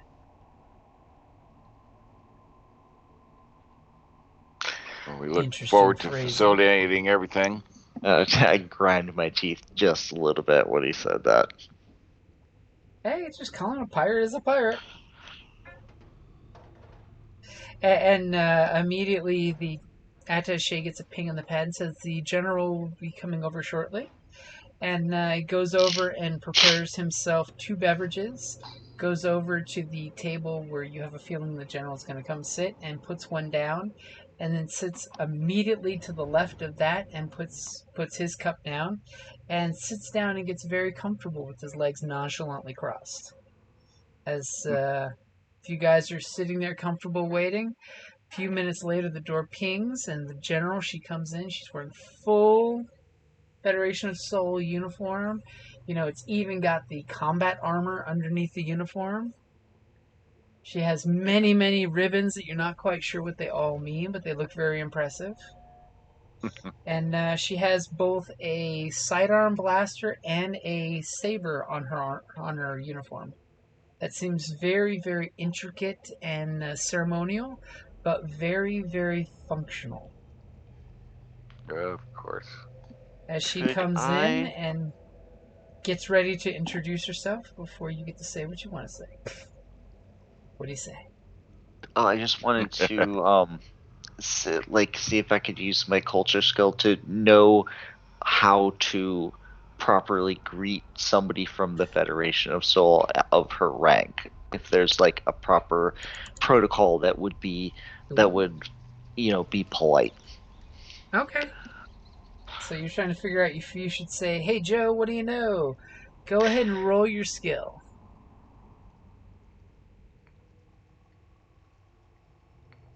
So, yes. So you believe there's that awkward handshake salute thing going on, and for your 2 threat, you kind of botch it for a second there. You totally throw out the handshake and realize that she's giving you a salute, and then you pop into a salute.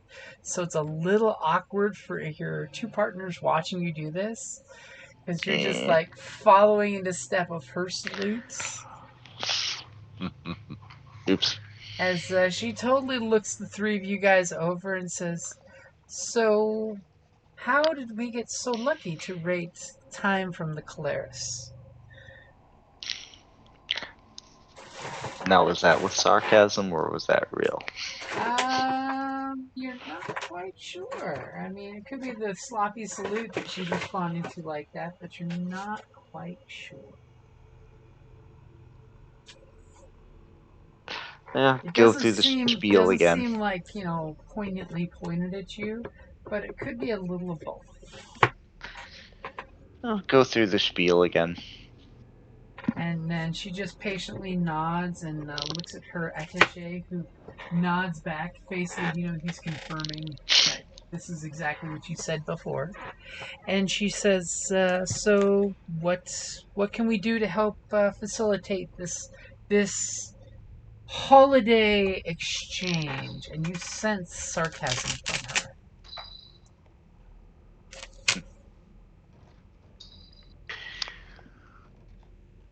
Well, we just wanted to make sure to introduce ourselves so you know who we were, and if you have any concerns, we would be happy to hear those so we could potentially address them before the ceremonies occur.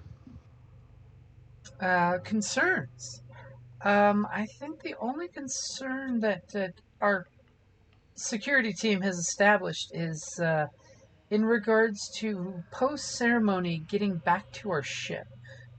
Do you have any comments or concern guaranteeing our safety to get back to the ship in orbit?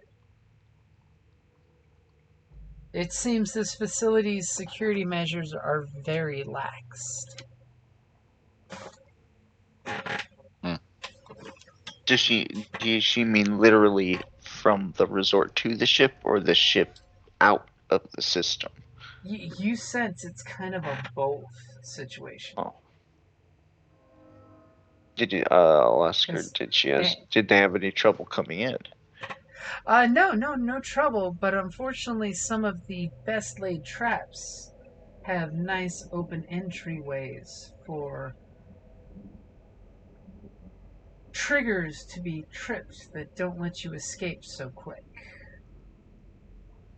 I know for a fact during my pirate hunting days, sometimes a smiling face or a gentle call for help isn't what it really is. And you're totally picking up there's some disdain for piracy in her voice.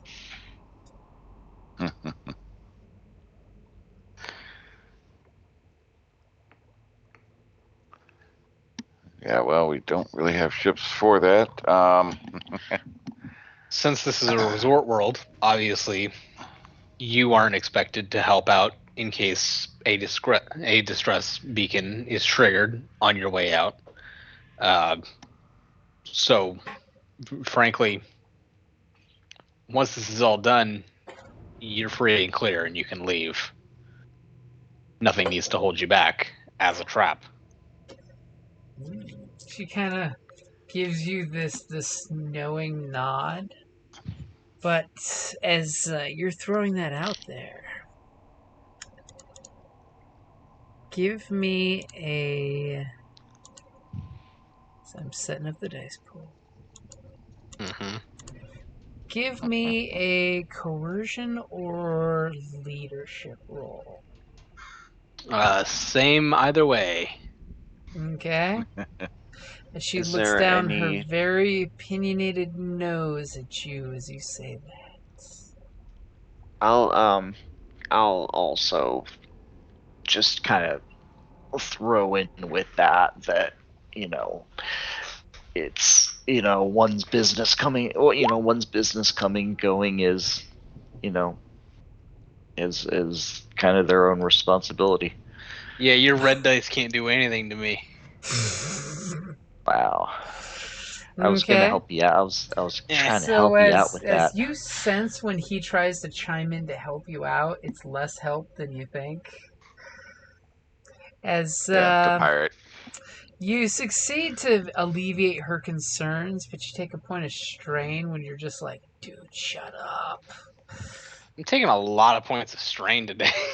It's an exhausting day. It's a The stressful gravity day. on this planet must be a lot heavier. I mean, that's totally a thing. It's not Star Wars. Every planet's got different gravity. So she basically tells you she expects you to do your job. She expects you to all be professional. And she wants to get through this event as quickly as possible. I do want to let you know there is a supposed meet and greet tonight before the gathering tomorrow. My security team has deemed it not safe, so I will not be attending. What was the issue that they had with safety? Unfortunately, the facility here is open too much to the public, and apparently the facility has the gall to flash our photos, further identifying ourselves on this resort farce. In the in the interest of goodwill, if we moved the meet and greet to a more private venue, would you be willing to meet then? Ooh. Do me a favor. Oh, yeah, it's still the Letnev joining in there. Give me a negotiation. Ugh, I stink at that. Well, try that. Why not? Oh, let me put that in there. Don't roll yet. Okay, I got that in there. All right. Well, Interesting. Wow. As she adamantly looks at you and says, I hate to be brash, but I've had negative experiences with the coalition, and I will not be taking my personal safety into the hands of some pacifist resort who only has non-lethal protection. So I will be staying on my quarters until we have to be at this exchange. I will most likely be sending my attaché to the events for the majority of the events. And then my wife and I will go to the exchange when we are summoned. And I will have, and she gestures towards the door, my marine security team follow me to the meeting. If there's anything else you'd like to discuss, I think we can schedule an appointment tomorrow.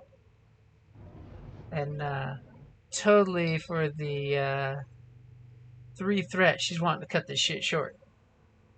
She is oozing with the cut this shit short. Okay. What do you want for your triumph? You Um, failed to convince her.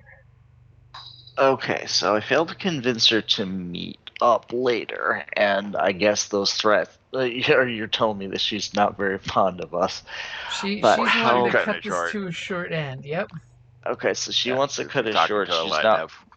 And however, despite that, okay, how about this for the triumph?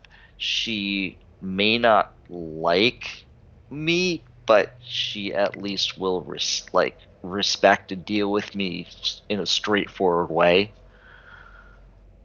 You're from the Medtac Coalition, and she's a former pirate hunter. Yeah, and so she doesn't like me, but she'll deal with me straight up. Okay. And as she abruptly ends the meeting, she comes up to you as a soldier to a soldier, and she flat out throws out history at you, addressing that your whole coalition is just a gathering of cutthroats, thieves, and pirates. And though my government acknowledges your coalition as a coalition, I still acknowledge your group as just a wild flotilla of independent ships that just for the just for the moment, are collaborating together because they're small fish in a galaxy full of too many large fish. And she totally tilts her head and makes sure that. Do you understand the term fish? To make sure the translator's translating it correctly. Mm-hmm. So do not confuse my presence here as a great honor, more than I'm here to show a strong presence and to acknowledge that we are willing to talk to our lessers. Well, feel free to hold your opinion. Keep it, but behave yourself. Wow. Like I don't care if you like the Mentec Coalition, love the Mentec Coalition, hate the Mentec Coalition, hate Keleres, hate Letnev, whatever. Keep your biases, but just keep the peace, and everybody will be fine. Is it a bias if it's a stated political position? Right. Yeah. As she just smiles a very political, loaded, that kind of smile. If you've ever seen a woman do it, you kind of get chills because you're not sure if you're Yeah. going to have to defend your life or if they're going to murder you in your sleep later on, or Yeah, if they've already slipped poison in there. With that look, I kind of step over and grab my compadre's arm. It's like, General, we appreciate your time, and we will ensure your safety and the events go smoothly. And kind of start pulling and as you out usher the him room. towards the door, she kind of comments back as her attaché is taking a long drink of his beverage to avoid being brought into this conversation. As she just says, "Political standing aside, the reason you wear only because you wear Keleres badges are you even here on site for this event. Know that I at least respect that." And she just, glares as you guys walk out. Real charmer, that one. Yeah, yeah. Do you I'll say say that? before just- the door has fully closed. I just nod at, give her a respectful nod as we continue out the door. Okay, so where do you guys head next? You find out the humans, a bit of a speciesist. Go figure. Well, anyway.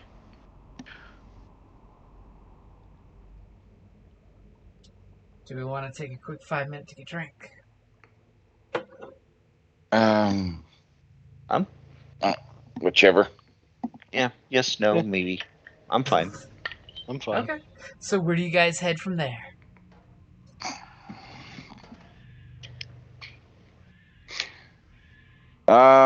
Probably should advise the other general so aware that she's not showing, so there's not a outburst pas? at the time. Mm. Yeah. To which We'll let them know ahead of time. you guys let them know, and the general laughs at that and just says, "More Corsic wine for me." Indeed. We'll make sure to send over a bottle to the general since she's not feeling up to coming over and being social. So, other than that, I think we're probably good until morning or Okay. the evening ceremony. I mean, or the evening event, So the gathering. you guys kind of crash out. I have And then- one more thing I wanted to do before that. What do you do?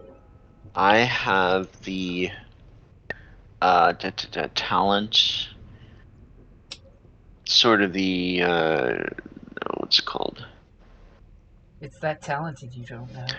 It's similar to like Trimouth Contact, but it's with Mentak Coalition. I could get a favor from a single member. There's a I'll go to one of the medium rank that I see, and basically ask a favor that look, if any of the coalition that you know of has any intention of causing any trouble, just let me know as soon as you can.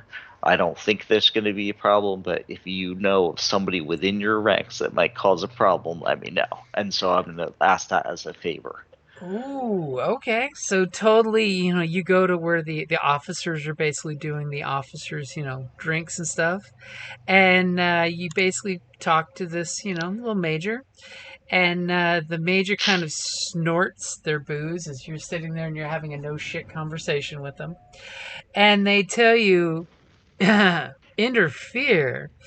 Well, I kind of know for a fact that our general has received threats about coming and bringing the gift for this gift exchange. Threats from who? And basically, she totally drops that the threats are from the Shadow Enclave. And of course, you totally know that that's totally a bunch of pirates that are pretending to be not pirates, but they're totally still pirates. They're totally one of those groups that give all of the Mentak a hard time and a bad rep.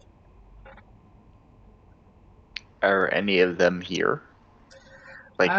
Specifically? As a matter of fact, as she totally gets her drink and does the whole cover her mouth while she's, faking the drink, she kind of basically gestures towards one of the soldiers that's sitting there drinking with a few friends, and they're talking shit and pointing at different species as you see them walk by, and he's actually a human. As you kind of look and takes a second to focus on which one that she's sipping her cup but pointing her index finger right at.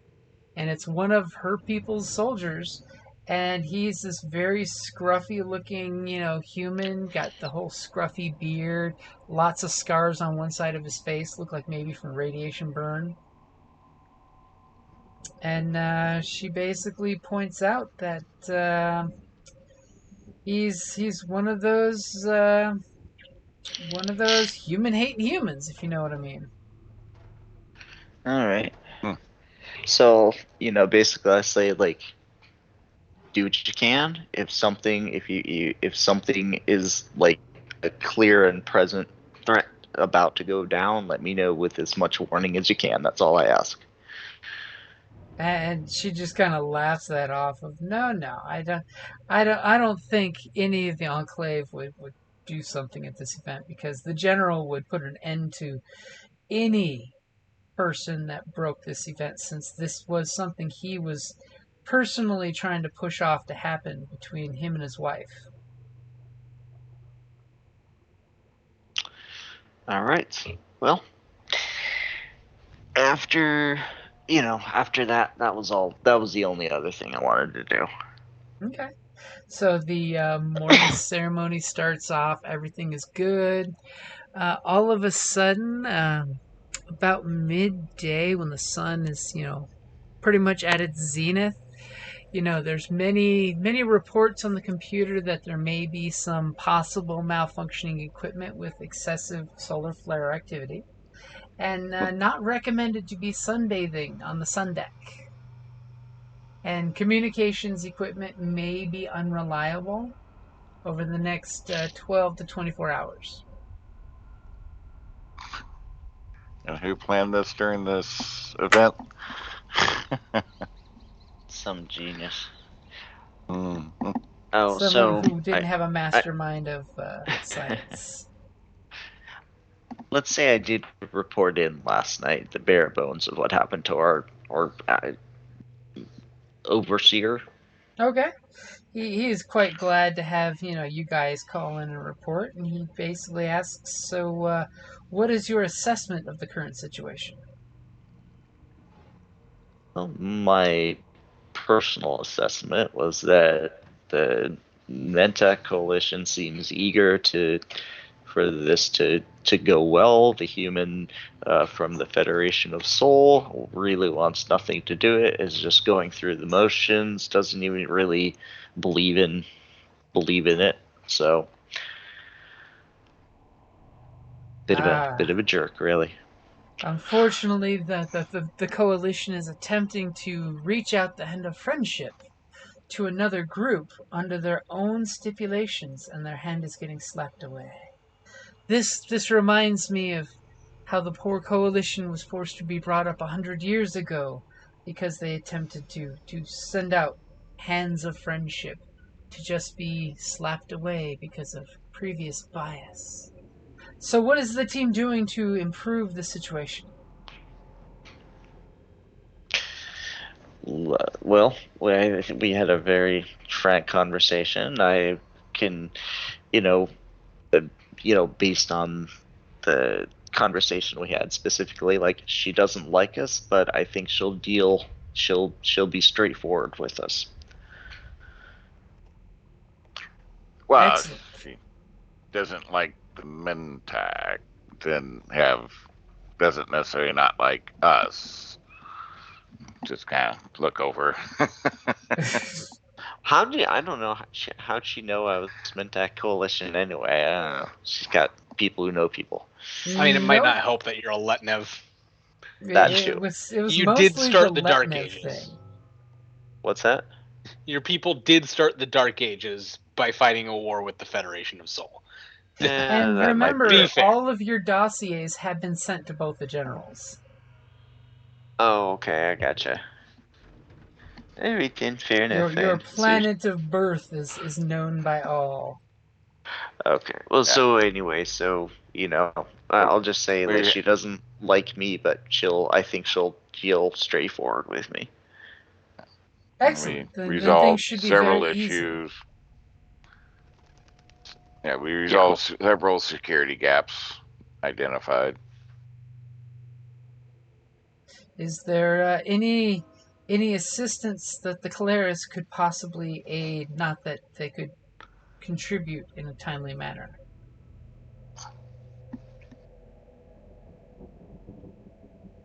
Nope. No Unless you had favors you want extra called in? ships.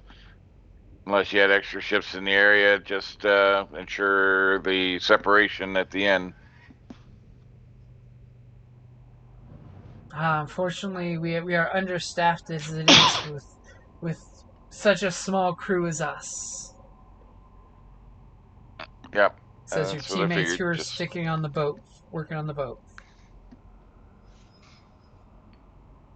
I do want you to do the Keleres proud and to try your best to get them to have an amicable event with the of trade of course. knowledge and sensibility. I may suggest that perhaps on the early gift exchange, that perhaps you show goodwill on behalf of the Keleres, and you have our gifts be the first ones exchanged. That was my intent. Perhaps this will appease the ruffled feathers. And he kind of smirks at the ruffled feathers come out. So funny. Waka, waka, waka. Funny guy. Not. Okay. And he I bids don't you have all a anything. good night to get rest because you will be busy in the morning. Yep. Busy, busy, busy. Now the question is, does anyone not go get rest? I was just doing that thing that I said I was doing. Mm-hmm. I'm Other gonna than that, stay up till after that. midnight, see if this Earth war god appears.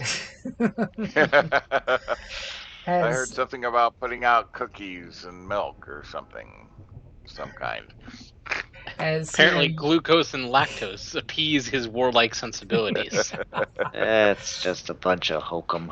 as you know, you totally hear this, message that's totally a canned message. It's totally meant for the humans in the group about an unidentified object was discovered over the northernmost pole of the planet. Tracking data has the unidentified object moving around, and basically you're getting an hourly update on the monitor showing where the unidentified object is. So And it's lame. So slowly lame. coming closer. Oh, gee. As of course you get a little message from, the Mentak general letting you know that yes, in fact, the human general did not show up to the thing. Oh, yawn. Oh, so sad. Poor human Humy missing the party. You. And you guys go to the first event. You totally see, the breaking of the bread, there's, meal. Everybody shows up into their assigned seating.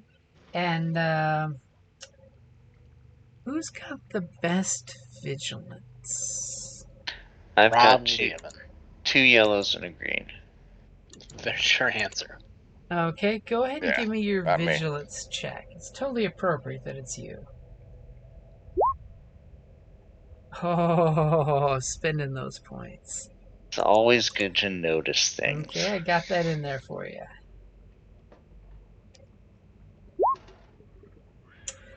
Nice. So, you notice during the morning ceremony, the Mentak are doing some of their cool rituals for, basically the longest night celebration that they do for their basically solstice. And the humans are doing some of theirs, which is like exchanging foods and, trying to be cool. The two generals are sitting at their table looking at each other, and you can totally see it's like silent tense. The two attaches are talking to each other pretty nice and relaxed. But down a few rows, there's a table where it looks like the wives of each general are having a very handsy, heated conversation from a distance. You see both of them have the hands moving. Oh, the hand conversation. That is very much not our job. You run from that, huh?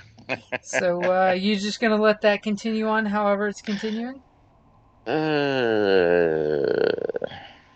mean, you totally can. I mean, when two ladies fight, there's no winning side. Yeah, I would say maybe just like not. I mean, if it gets any further out of hand, like if it looks like blows are about to be exchanged or something, No, it's staying at words. then I'm just gonna let it be. But keep an eye on it, nevertheless. Okay. At And least they're talking to each other. for those two Yeah. threats, I'm gonna give you that you don't quite know who's in charge of this conversation or who started the conversation, but they're both getting like pretty heated of angry words. Is it possible to tell like just the general topic of discussion, or am I like too far away? It sounds like they're talking politics, Of course they are. politics or religion, one or the other. Yeah, I'm not getting involved in that. What's But yeah, I'll just keep an eye on and make sure it just so it doesn't get like physical in any way. Okay, yeah, it doesn't get physical, but at the end of the breakfast part of the event, obviously both women go off and they speak to their prospective generals, and you definitely get the tone of snark overflowing to the generals. Of course. So their women are getting snippy, and their women are saying these people are jerks, and here's why. Well, we can't micromanage them. Yeah, don't have the social skills myself to jump in there and try to. No, I would only make it worse. If only there was a certain Tigger in the group that could disarm them with a smile and a purr. Not me. Nope, not getting involved. Okay, so the lunch basically is attended only by the Federation of Souls, attaché, not the general in particular. And you guys kind of notice there's some finger pointing in that direction of the empty chair of from the general's wife of how disrespectful this is. That the general didn't even deign to come to the lunch event. I will.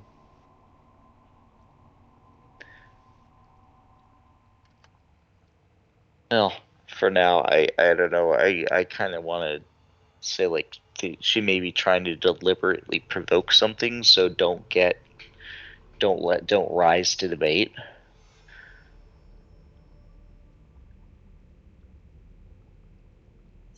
Okay, so It's interesting. Would you send the speak with wife, your but teammates. can't come herself. I think, yeah. I mean, I'm not going to talk to the wife herself. I'm just going to like maybe just mention it to the team. just talk to the general real quick and say, hey, you're smart. You probably understand this, but they might just be trying to get a rise. So best bet is keep everybody calm. Okay, general totally is like, I understand. Let me speak to my wife. And he totally takes a look-see at her. And when he does, you kind of notice that she has been probably overserved by the staff who are doing whatever it takes to keep her happy.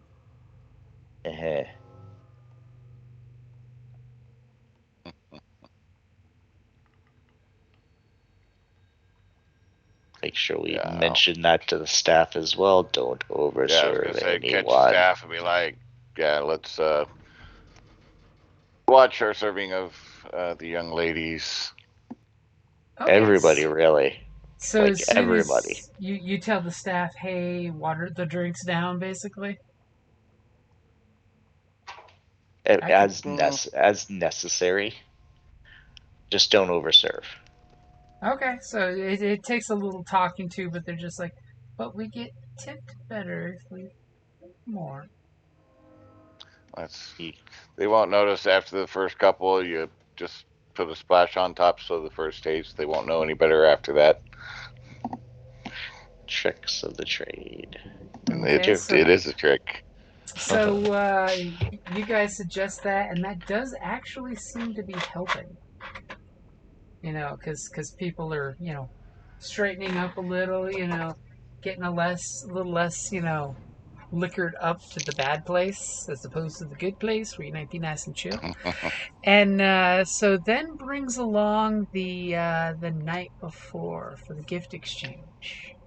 Are you guys dropping any info on the parties? It's going to be the silent dinner, which is going to be great. No one actually talking. Dropping what info? What do you mean I mean, info? are you guys offering your gift as the ones to be exchanged? Oh Or yeah, letting yeah. them do Oh it? yeah.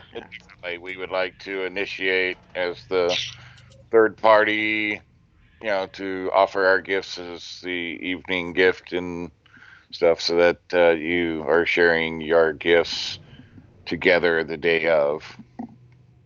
Okay.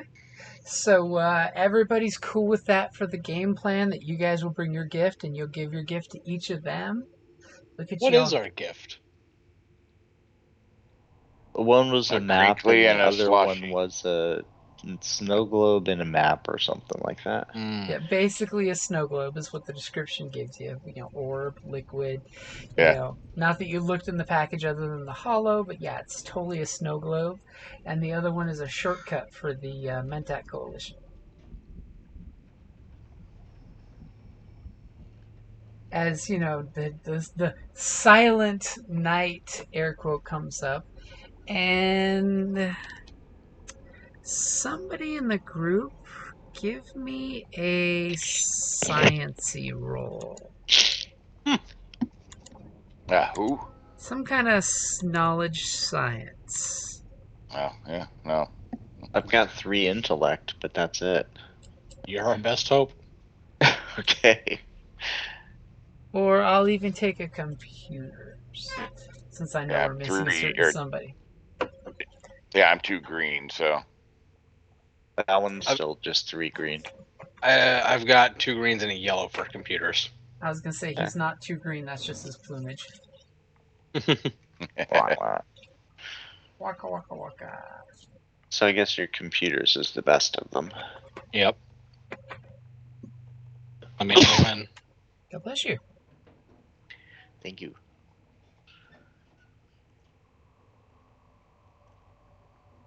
James? Go for it. Okay. You take a point of strain as you whack your computer as you're using it, and you're realizing that Another roll, another strain. Well, you should have recovered some overnight, though, too, right? So. Yep. You totally can roll your cool if you need to recover.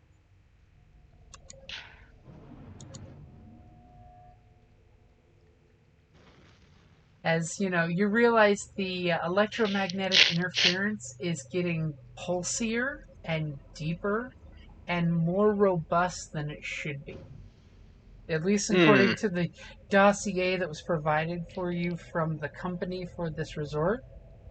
It's totally safe. It's okay. I'm going to go check on the unshielded room.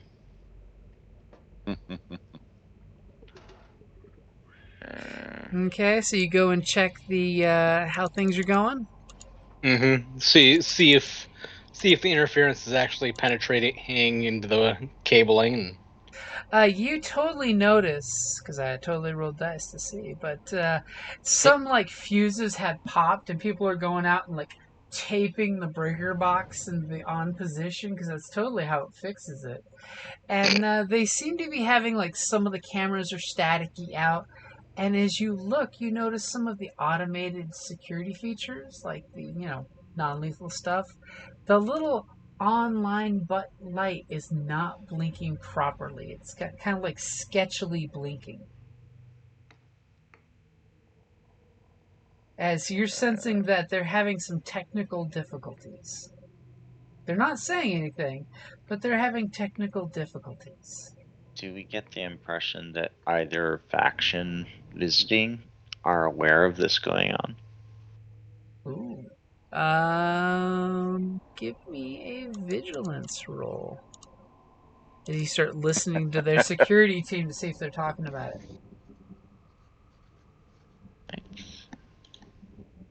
Poof. Wow. One success is all you need.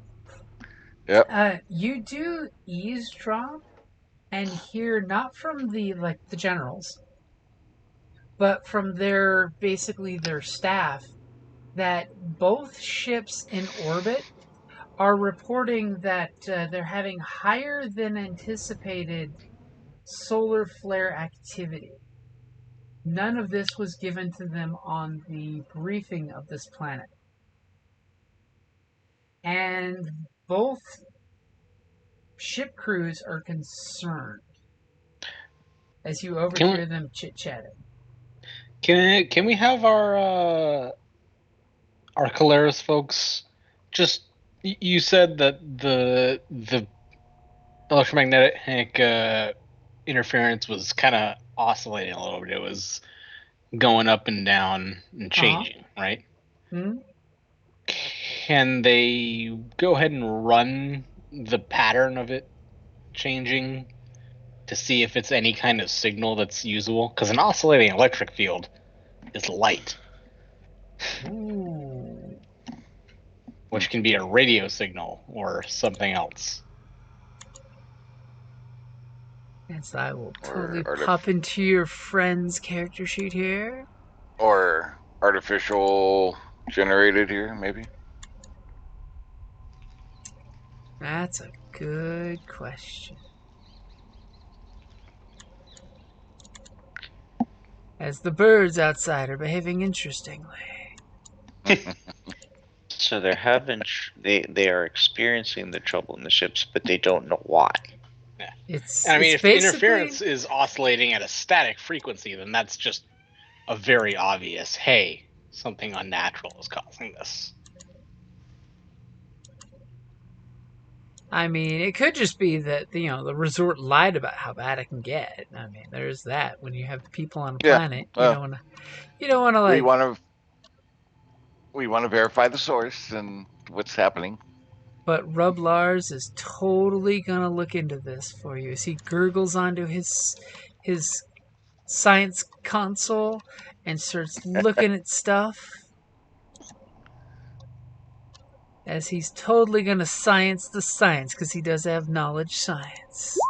Oh yeah. Oh my god. Wow. Total wash. As he tells you that the electromagnetic waves are seem to be inconsistent, but his opinion is that it could just be having a seasonally high interference, or he's just not finding any records on this planet of them having solar interference of this level. Well, we should station a pair of people in this room to fix breakers as they pop. Yeah, seriously. Oh my god. And I think because security stuff is kind of blinking on and off, I think we need them to change their policy and have some security present in the areas. Like basically like increase the security on who's currently tapped on staff. Do you talk to their security staff? Yeah. What do you tell them? Well, I want to tell them that we are aware of the electromagnetic difficulties, that their security measures are kind of blinking on and offline. Everything is fine. Everything is fine. We're getting that fixed right now. Everything is fine. It's not up to our standards. That's exactly. It's not fine. So it needs to be fixed, but you also need to have more bodies to be prepared to do the fixing. Okay, so you're basically trying to get them to mobilize security? Basically double security. Double security. All right, I like this. If nothing else, then to just make sure everything keeps running and keeps and they don't have to take people who are supposed to be watching cameras running out of the room and leaving things unattended. Okay, so go ahead and give me a leadership or negotiation. Dealer's We'll choice. say that this is maximum security.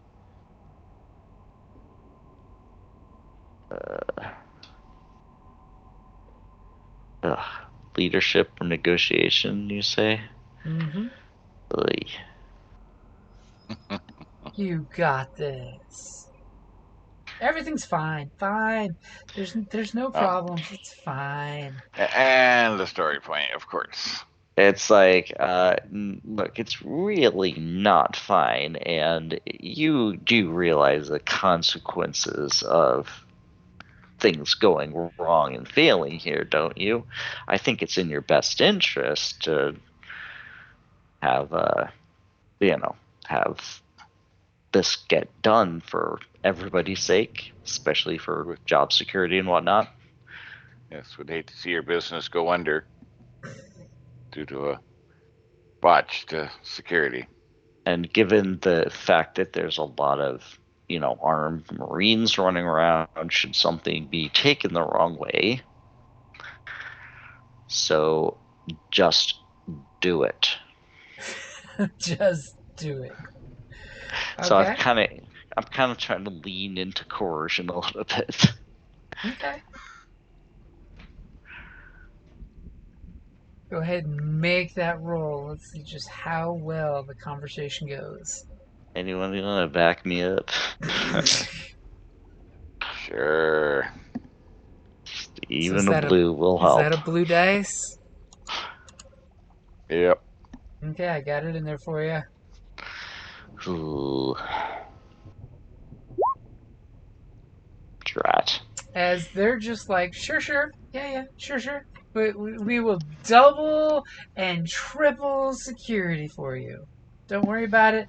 Everything will be perfect. Go down to this silent night thing, and I'm sure everyone should be nice and quiet.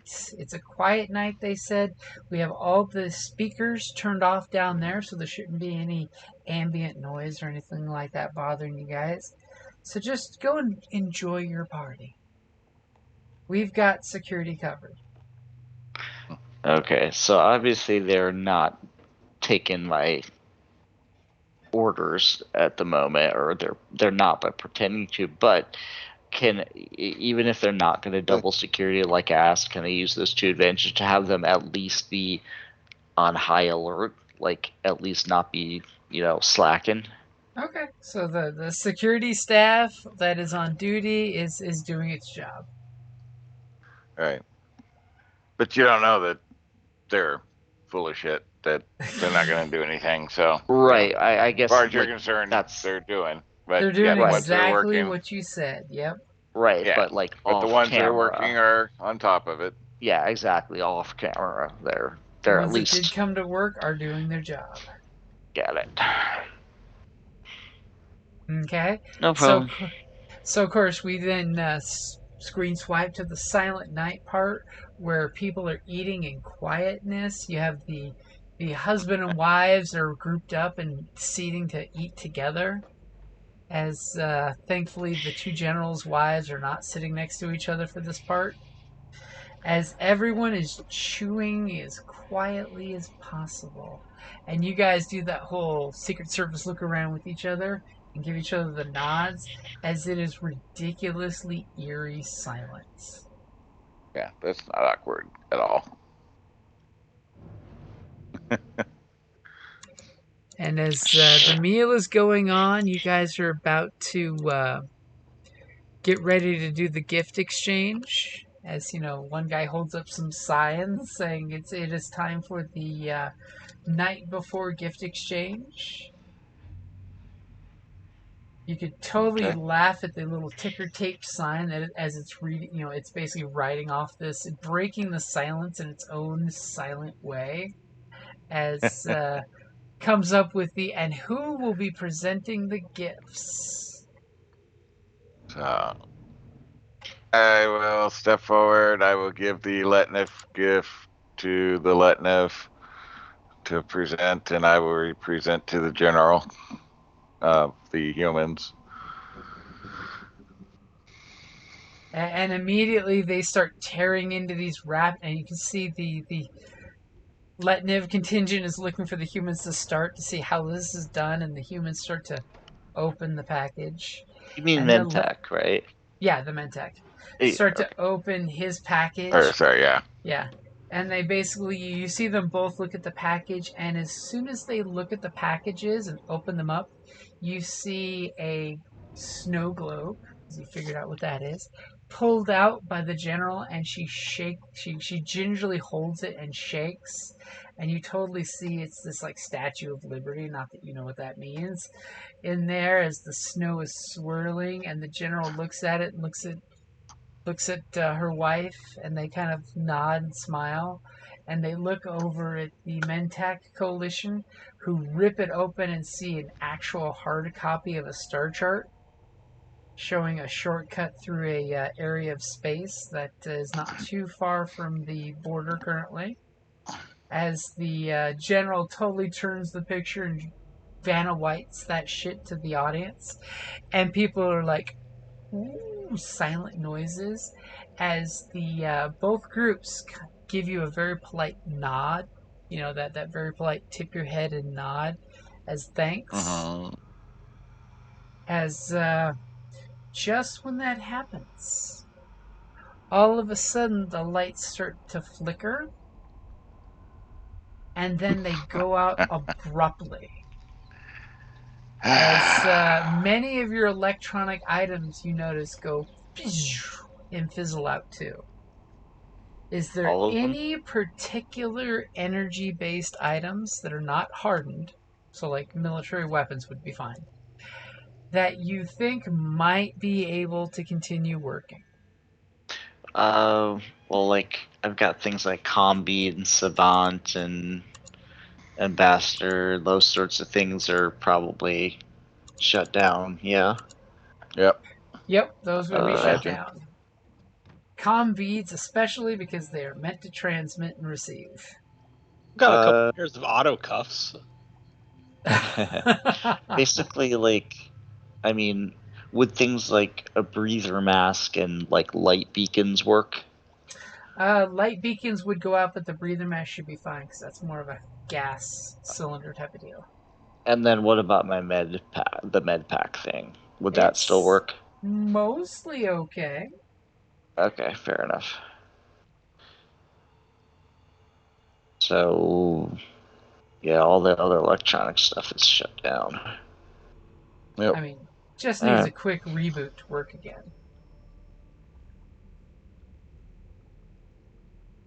Well, anyway, we have a spare second. So, the lights are off. The light, it is pitch black. There's no natural light in here now. As few Letniv in the crowd seem to have no problem with that, as their eyes practically shine. Oh, do I get that ability, or don't you? Aren't you a Letniv? I am. I didn't know. I must have overlooked that one. Yeah, you're basically night elves. Yeah. Okay. Well, cool. As immediately you guys hear some kind of like panic, you know, the audience scream type of panic, and you know you totally hear some humans saying, "It's a trick by the coalition," and you see some of the guards kind of whack their helmet as their night vision obviously is not working. Are there any staff, hotel staff in the room? Yeah, there was serving staff all through the room, and they're kind of like standing around trying not to move because they don't want to like startle the person right next to them in a chair to stand up and hit them in the face or something. You totally have the beauty of your dark vision giving you the idea of a lot of people are doing that weird standstill, but they're sticking their hands out because it's pitch black. Okay. All right. So, I mean, I'll do the whole everybody stay calm thing. Um, and then I'll grab like the nearest serving staff, kind of like hustle them toward the door and be like, okay, look, find out if this is the facility wide or just this room, find out what's going on, get somebody in here, get these lights on immediately. And I kind of like hustle them out the door. Like, come back in 5 minutes, let me know if the lights are if any, and then as he opens the door and he goes out, are the lights on in the other rooms or anything, It or is the seems whole like place done? there's a total blackout. Now Total go ahead and blackout. give Okay. me a coercion or a leadership check or a charm check. One of those three, depending on how bossy you are in the right way. Uh, Especially for the general, everyone calm down. bossy. All right, here we go. Ooh, okay, people are actually So listening. there's some shouting and people are banging into each other, but for the most part, you've chilled the crowd with your one success. As are you calling out to your team as you open the door and send that one person go running off into the darkness? They totally are hugging the wall and following it. Yeah, first I shout for everybody to stay calm. Then I hustle the guy out. Then I'll I'll look around, find out where my team members are because they probably can't see either. Yeah, I'm just basically there by the general's table in front of him, Okay, so listening. is Harar nearby? Joke's on you. I don't know. I couldn't see in the first place. I've been blind this whole time. I'm gonna run over to Harar and it's like I know that he's very handy with stuff, and so I'll be like, here, can you get this light device? This like basically I don't know what it is, light beacon. It's like a flashlight essentially, right? And it's like, can you get this working? Sure. Buddy, I'm already whack, trying to whack, get whack. mine working. All right, well, do what you can, and then I'll head over to the general's table, and we'll try to keep them calm. Okay, so while you're heading over to Harak, so my favorite little bird man, Yep. That sounds Trakar, ominous. give me, as you're by the general's table, give me a perception check to try to figure out what's going on in the dark. Bum bum bum. All right. Okay, I got the story point on your side. Let me adjust that because my it won't let me do a negative blue. All right.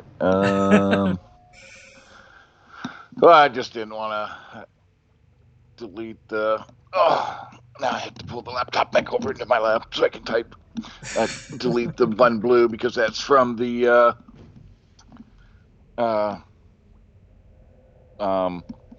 my familiar. So, all right, there we go. Ready? Yep. Okay. So take 2 strain as you hear a noise moving towards the general, and you just like do that lunge forward and like whack your shin for 2 strain. But what would you like for that triumph? Fail to hear anything or sense anything. Hmm.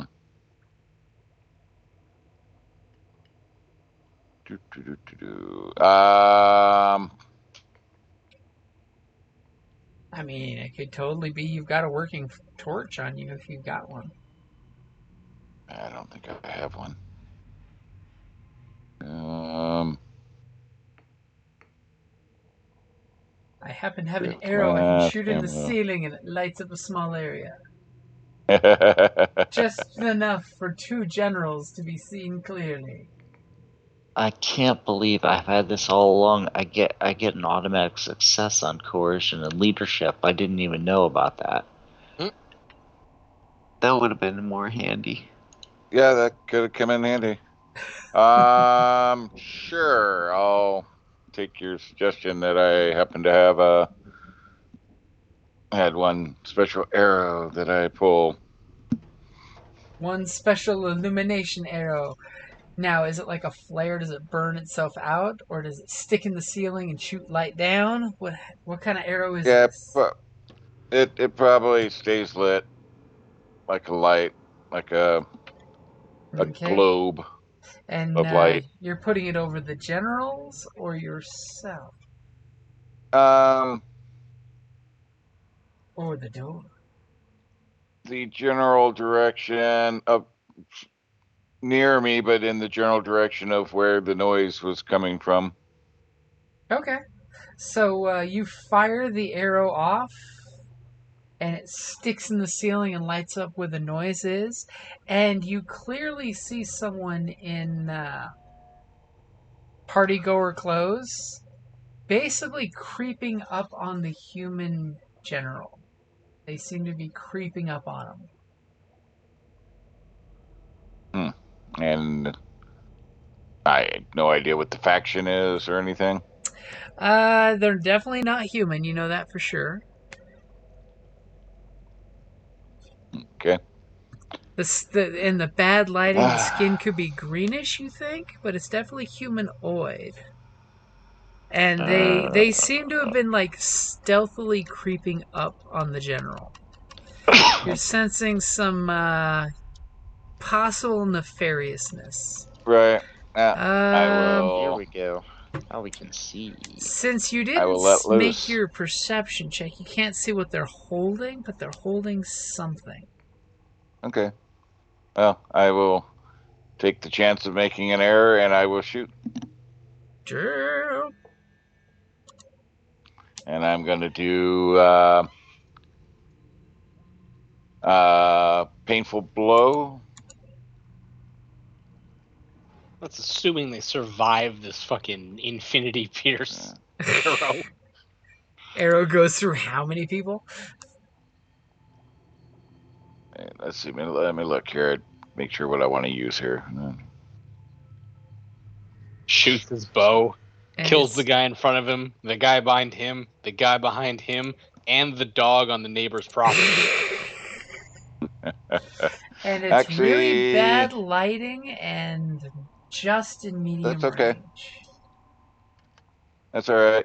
Once per session, when making a skill check that uses your character's agility characteristics, you may spend a story point and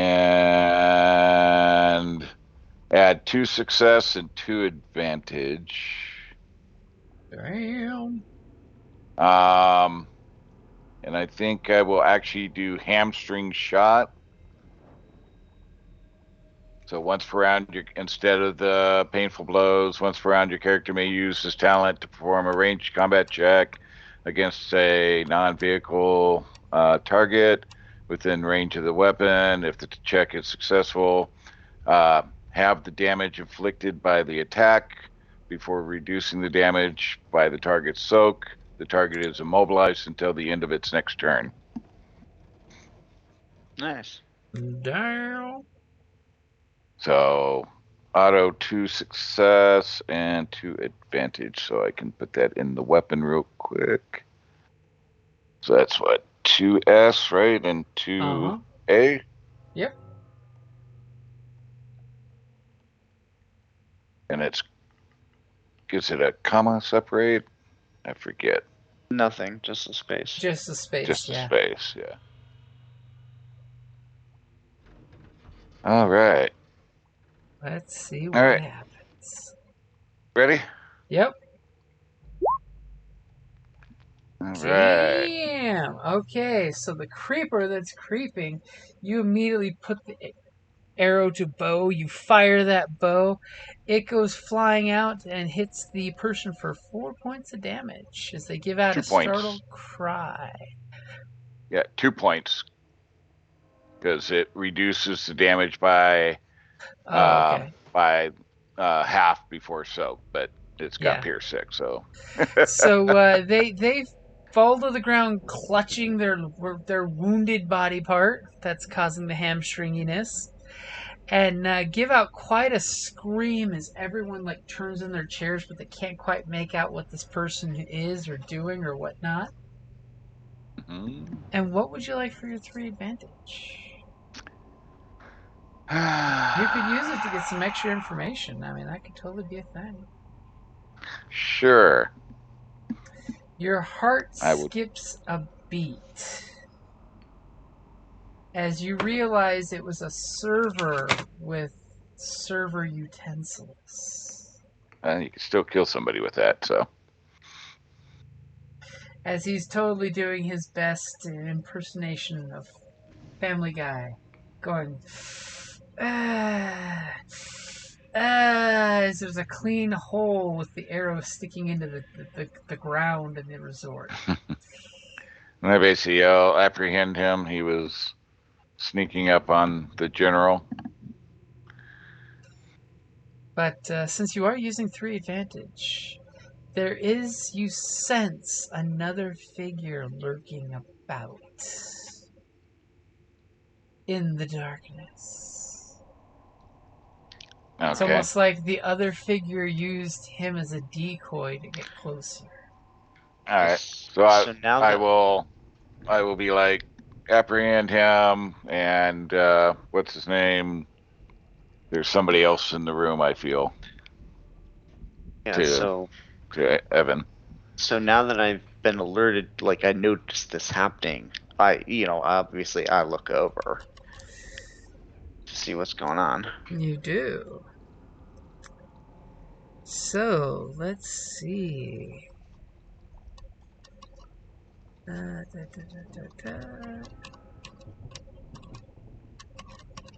So, are you doing a perception check? Well, I mean, if it's like, since I can see, unless they're like stealth or something. Yeah, something just like that, actually. Okay, so I'm alerted to it, so what would I just make a vigilance roll or something? You could do vigilance or perception. Vigilance. On the plus side, you're not getting those extra 2 black for the darkness.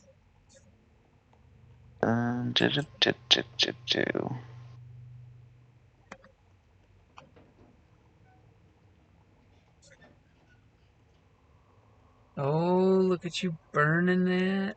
I was thinking about that one hard. It's a good choice. Go for it. I got your upgrade in there.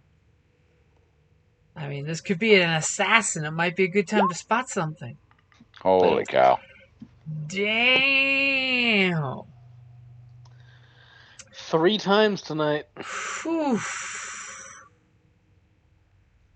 Whew.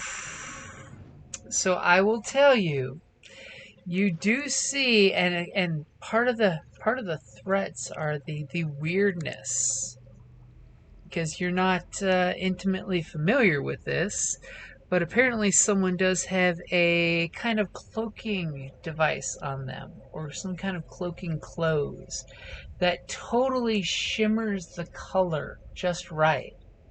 But with your vision, you clearly see that there's a figure encroaching on the general, and they are reaching up their sleeve and pulling out a concealed blade. And they're totally doing that whole, I'm creeping up behind you. And that's before you tell me what you want for your triumphs. Okay. How close am I? Since you went to go talk to your buddy, you are at medium range. Okay.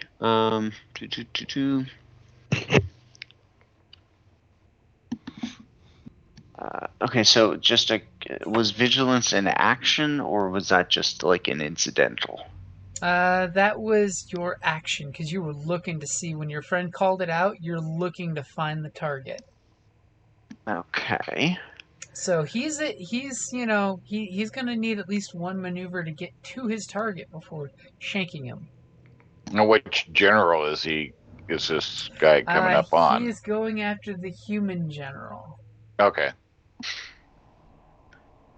Okay. Are any of our crew within short range of the assassin? No. Okay. Your Well, I would be, closest is going right? to be your buddy there. Because Yep. Yeah. Because he was yeah, sticking close to because the general. So the target's at medium range to him right now, but he's going to have to get within short range to attack the general. Okay, so You could totally give him a free maneuver to get in the way. yes, but also if I'm at medium range, I could do a double move and get in between him and them as well, right? Mm-hmm. Okay, so yeah, I'll There's do a a lot double of move goodness there. to get next to the general.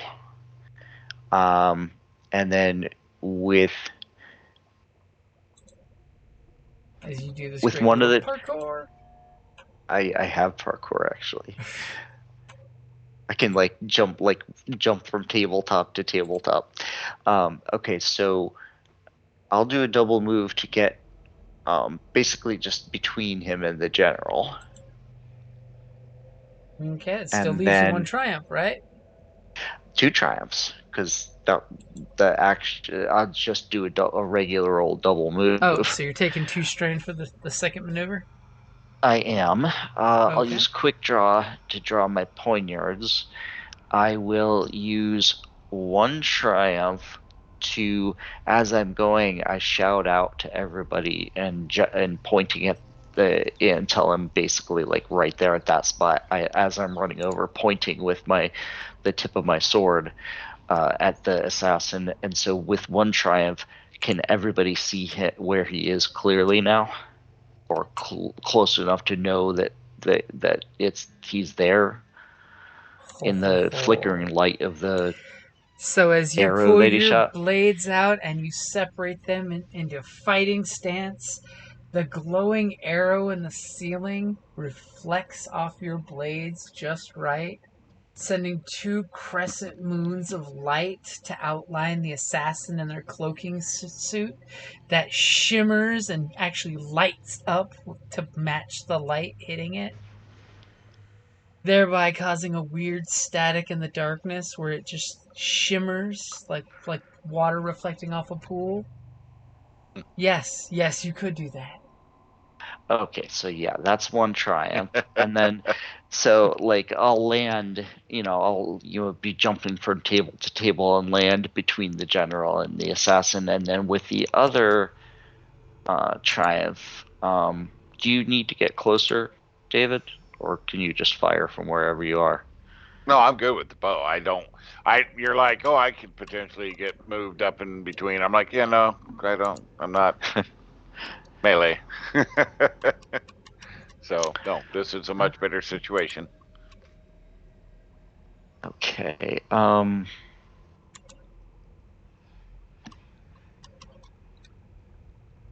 Could the other triumph be used that the assassin didn't expect to be exposed, and so he's staggered for a round? Oh, Like he didn't expect to be seen, so he is, and suddenly he just freezes up. I will give that to you. Nice. He's Oh, like, that he's sucks. all like, oh shit, now what do I do?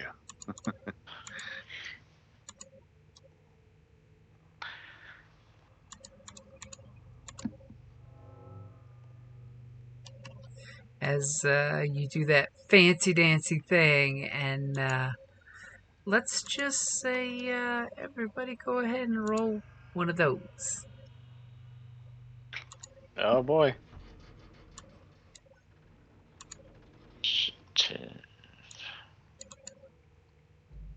You bastards. Vigilance.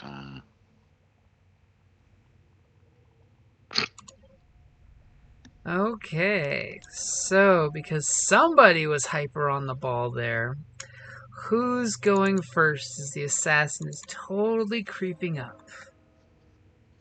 I think Evan should probably Well, go first. what's that? I think Evan should probably go first. He has the best chance of actually stabbing him. Well, I don't know about that. Actually, Night vision. Pretty good. Night vision.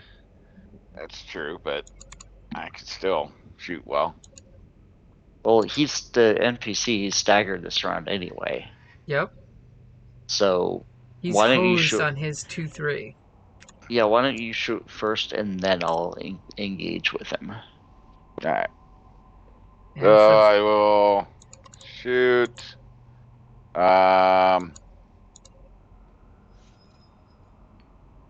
And you can increase the talent by 1.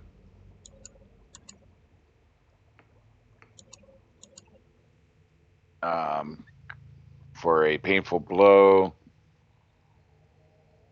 I see the guys across the room going, "Ow, ow!" And- He's got a hole through his thigh. And then I'll do an aim. Okay, I got the blue in there for you. All right, ready? Yep. Jeez, What Wow. the Christ, what? that's so many dice. Wow. As you pull back your bow, and we now know that familiar zip sound of your arrow goes flying into the 9 lit up damage. target. Jesus. It's 9 damage, Pierce 6. Yeah. My God. Yeah. As the arrow goes zipping into the target, and you hear a very, very painful sound as the arrow goes in and out of the target, and you can practically hear the splatter of blood coming off that arrow as it just shoots straight freaking through. Damn. And nails the neighbor's dog. Hits the server again. Wow. And sadly, though, when you reach back to reload your arrow in the darkness, you hit something and you hear arrows go clatter, clatter, clatter on the floor. I knew that was As you've coming. just That's why I dropped carry. the rest of your arrows. That's why I carry extra ammo. I mean, you can totally spend an action to pick them up, but they hit the floor and started titter-tattering everywhere as people are starting to scream when they hear the word assassin. Yeah. So does that finish him, or is he Oh still no, he's alive? still alive. He is totally still alive. But you put a Okay, nasty so- hole through him about the size of your thumb. Yeah. All right. Nice, 9 points. So, if the target suffers 1 or more wounds from the combat check, the target suffers 2 strain each time they perform a maneuver until the end of the encounter. Oh. Yeah. I have that too.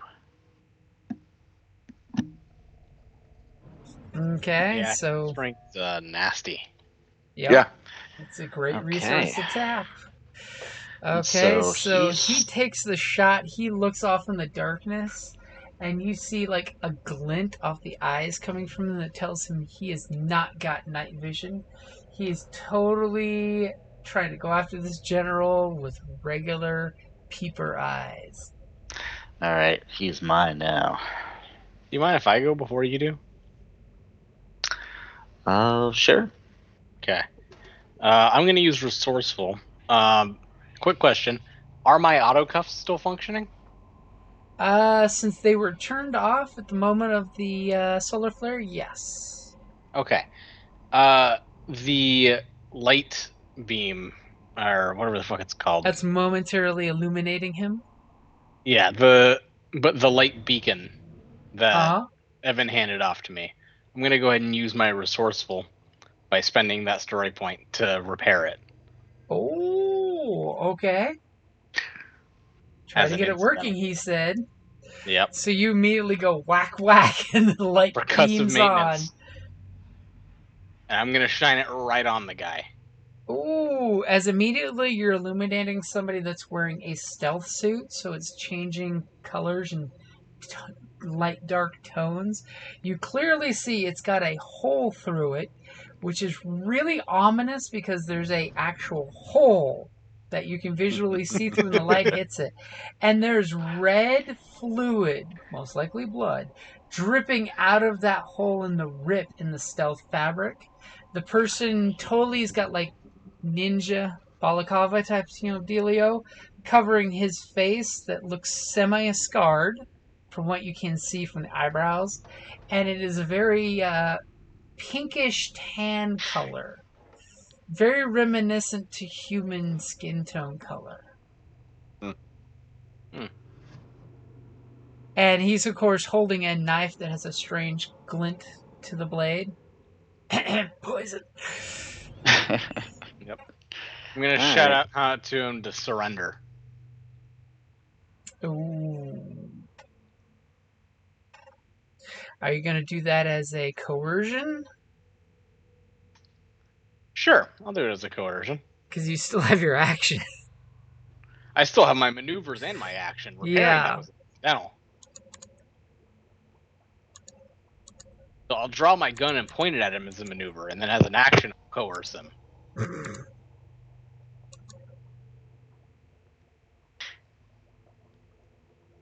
Okay, go for it.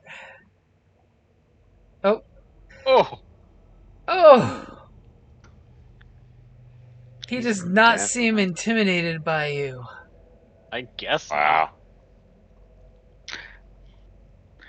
We knew one of those was coming up eventually. Yep. And Be fair. as you point the flashlight at the assassin and you pull your weapon, and from your point of view, you've got the torch lighting up the general and the assassin creeping up behind him, and your crosshairs go up, and you basically, from your point of view, you see your crosshairs, you see the table, you see the general. The general looks right at you with eyes huge. And then you reach the gun a little higher towards the assassin when you say this. But there's definitely a misunderstanding as the hairy gentleman is pointing a gun in the exact direction of the general. Listen, I hate this. This is not gonna go well. As we realize this human general is species to not just the Letnev or the pirates. As she just sees this hairy ape man pointing gun in her face. Oh gosh. Well, that's Okay. great. So that leads us to our space pirate. Yep. Well, I am going to use a one of these. The only one. I'm going to use a maneuver to use what's it called? The one where I don't increase the difficulty for dual wielder. Duh. Okay. So it's still strain? just 2 purples, and then I'm going to inflict strain instead of wounds. Ooh, with take stunning him blow. alive. Okay. And if I need to, I've got one more trick up my sleeve. So I'll take, I'm going to take 2 strain to aim also. And this is how we destroy Silent Night. But I haven't. Let's see if I can do this. Okay, ready? Got it in there for you. Got the blue and the upgrade? I have the blue and the upgrade. Alright, here we go. What are the dice gonna say? Wow. Wait a second. That's not my whole dice pool. It's not? There should be another green in there. I don't know why there isn't. Was Oh, because remember you let me- upgraded one green. Well, I have 4. It should be 3 yellows and a green. I think I need to fix the numbers because it's finesse. It changes brawn to agility, so you have but to do you need to do A a custom 1G in your weapon. yeah, Yeah. I did one on the skills, but I didn't do one on the Okay, so are you wanting to roll over Yeah. or just roll the green? I would just roll the green, but That would be the smart play. Because you have 'cause you success already got now, you ahead. may not have it next time. yeah, I'm good with either or, so just the green? I'll just roll the green here. Okay, I I've got a cleared the set. pool. Go ahead and roll the green, because this is going to be important. Ooh, nice. Wow. There you go. Because there's your 2 advantage. Yes. Well. So that would be let me see. So your first slash does not kill him. Do you want to Okay, so use the linked? that's 9. I have a talent called dual strike.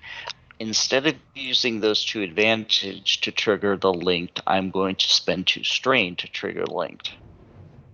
Jesus Christ, you're taking more strain? Yeah. So yeah, I've taken 6 strain so far since this encounter started. Okay. So I triggered Link, so he gets hit twice for 18. So 18 total damage, all strain, by the way, because I did say I was going for the knockout. Yep, so we get a 9 and a 9. So as he's currently leaking out from his strenuous wound, and you come up and do stun shot, what does it look like when he goes down with your second shot? Because yes, he does have strain and wounds, but that is sufficient. Thanks to somebody's +2, that is sufficient. Yeah. What does No, it look like I when you didn't. take him down, not dead?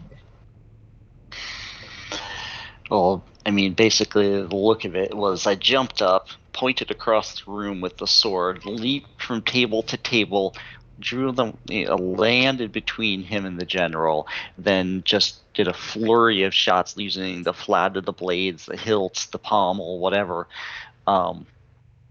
He drops, and then with my quick draw, all silently, he drops. I just resheath the swords and step back, admiring my handiwork, and kind of with those 2 advantage. I want to make sure that the general, both really, but especially the human general, saw this.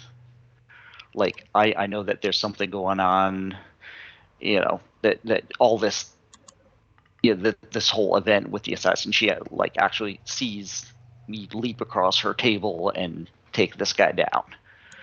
So she's aware that there was an assailant there that I took out. She is totally aware that there was a second assailant there.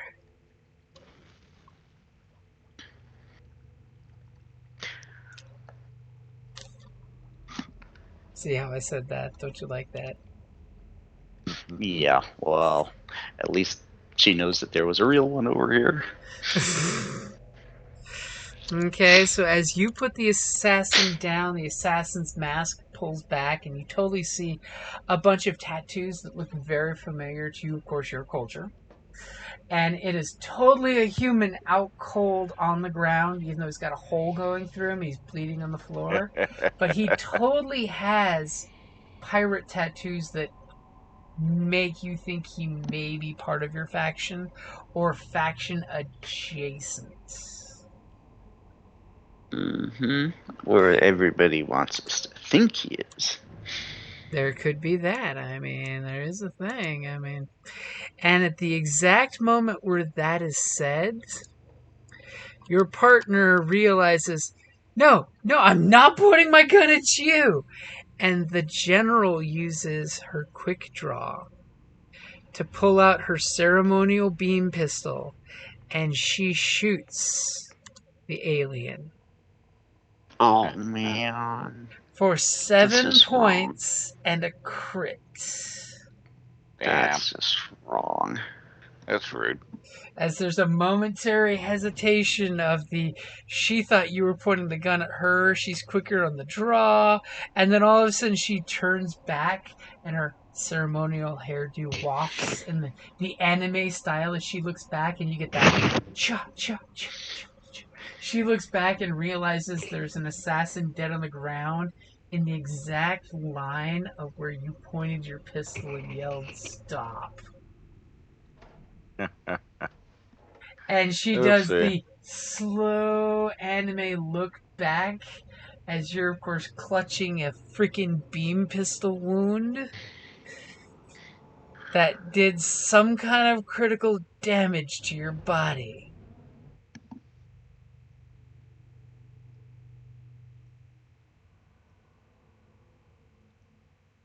As we're totally waiting for you to click your critical. And then immediately there's this chorus of screams, and the silent night is broken, and security teams are grabbing people and panicking, and it totally takes a staggering moment for Hrog to realize, you shot me! Like, what the hell? And then we have a montage of both generals being dragged off by the prospective security teams. You guys have your little montage investigation and realize that, yes, in fact, this was one of the Shadow Collective pirates that kind of is part of your group, but just because they can totally infiltrate the group. And you realize that he was in fact here to get revenge for his dead brother, who this general killed. Because immediately, thanks to our Letniv friend here, he can identify the pirate clan that his tattoos go to. And you know that she murdered basically his entire family. And that's why this guy was taking his chance to assassinate her during the silent night portion of the dinner. Wearing some cool stealth suit and a poisoned blade. And the worst part is you took him alive. So he's basically going to be forced to answer for his crimes. Yep. Can I have What a about suit? What about the other guy? The other guy was basically one of the servers who was in the wrong place at the wrong time. Okay. But We no get him as hard medical care. feels. As you guys realize during because, it's almost 2 o'clock, I'm going to give you the bridge version.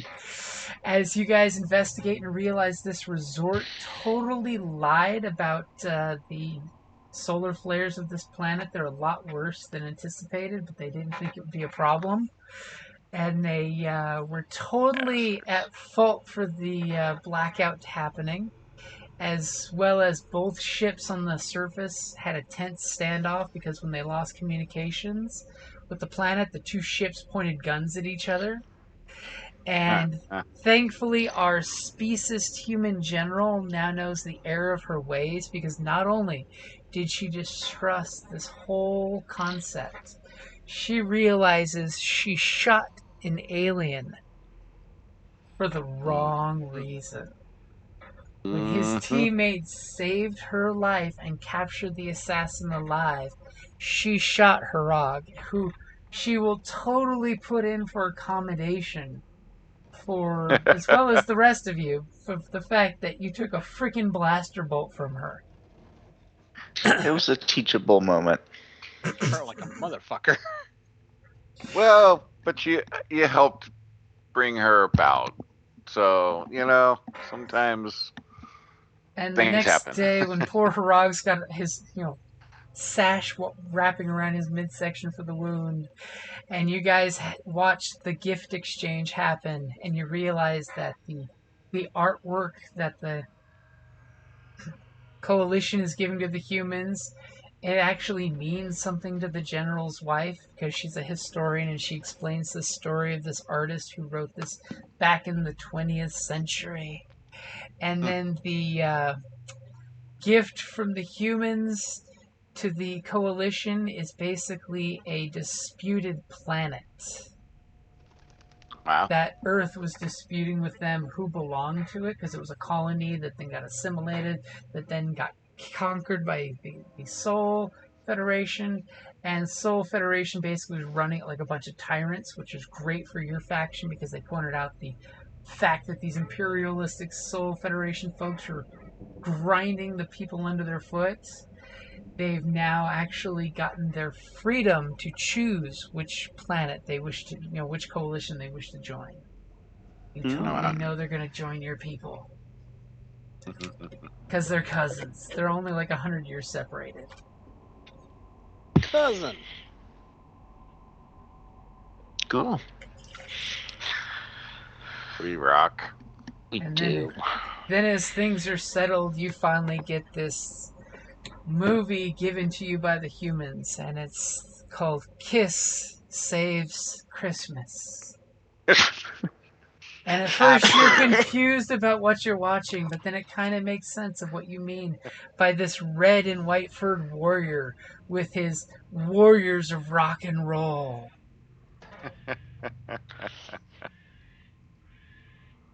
Oh, Lord. Oh, man. That's funny. Come on, it's the eve before Christmas Eve. I had to make it Christmassy. Love Right? it. No, I get that. Not just the puns. the video. Yeah. That's Technically, if you look at the clock right now, it's not even the eve before Christmas Eve. It is It's just Christmas straight up Eve. Christmas Eve. Yep, because it's 1 o'clock over here. It's and it's even later 3:19 over there. here. Oh, Wait. dude. I'm sorry I kept you up that late, though. It's fine. It was worth it. And shot you for your troubles. And shot me You're for right. my troubles. So you guys He get goes You unpunished. really shot me. you guys get 25 experience. Wow. I'm totally taking the stealth suit. With a hole in it. It can be Right. repaired. Yeah. but then Everything it'll is still probably stealthy be, except for one pasty little circle that everyone can see. yeah, I was gonna say, except for this one little anomaly spot. What is that white dot moving around in the field? I don't know. Somebody can fix it, I swear. It's the spot. And of course, you then get a season passed to enjoy the resort once they fixed the damn resort because they're assholes and they were not ready for the solar flares that hit. And I can't believe my shot. That was a lot of successes. That was crazy. Yep. Hey, the guy was beefy with his, he was Apparently. lucky to have both strain and wounds to survive the shot, then the beating. Yeah, I was impressed. I was like, that- oh, he actually survived it, but he's gonna take strain. So That 2 strain Yeah, I you like gave that him, shot. that pinned it over. That It would have did been it. he would have had one more turn if it wasn't for that. But you guys Awesome. successfully saved the generals. You successfully saved Christmas. And now you're coming back with a video that you're totally going to have to share with the record keepers to explain to them what Kiss Saves Christmas is all about. freaking kiss. That's funny. And if you haven't seen it, you need to go see it. It's been forever since I've seen it. Oh, it's an animation. Okay. I take it you Googled it? Yeah. It was either that or Santa versus the Martians. Oh, goodness. Sweet. Awesome. 25 XP. 25 XP. And of course, you guys are Big. all put in for actual accommodations. Does that come with a monetary reward? We don't need money. We're part of an institution. Right. As you guys get I need- really nice medals that are shiny. Yeah. I just realized at one point I was going to try to buy somebody a drink, and then I was like, oh, I can't afford that. Oh, come on. An event like this, it's open bar. Okay, Yeah. good point. I would imagine we get some kind of a pension or base Yeah, salary. you guys But get a base salary so you're comfortable at least. I mean, on the plus side, they pay for your supplies and the ship. So when you're spending that ridiculous 2 months in space travel, you're not spending anything out of pocket. yeah. You're just saying, God damn it, why am I paying rent for an apartment? I just paid for 2 months rent and I'm stuck in space. Yep. All right. All right, it's late, y'all. I'm getting to bed. Yep. It's ridiculously late. Thanks for staying up, Thanks. guys. Merry, Adios, Yep, guys. Merry Christmas, y'all. Merry Yep, Christmas. have a good Christmas. Thanks, Be safe, guys. everybody. Good night. There's no game for anything tomorrow, right? Well, tomorrow's the session 0 for the Today, Cyberpunk one. technically. Unless Yeah. you guys want to cancel, I'm cool with canceling because it is Christmas Eve after all.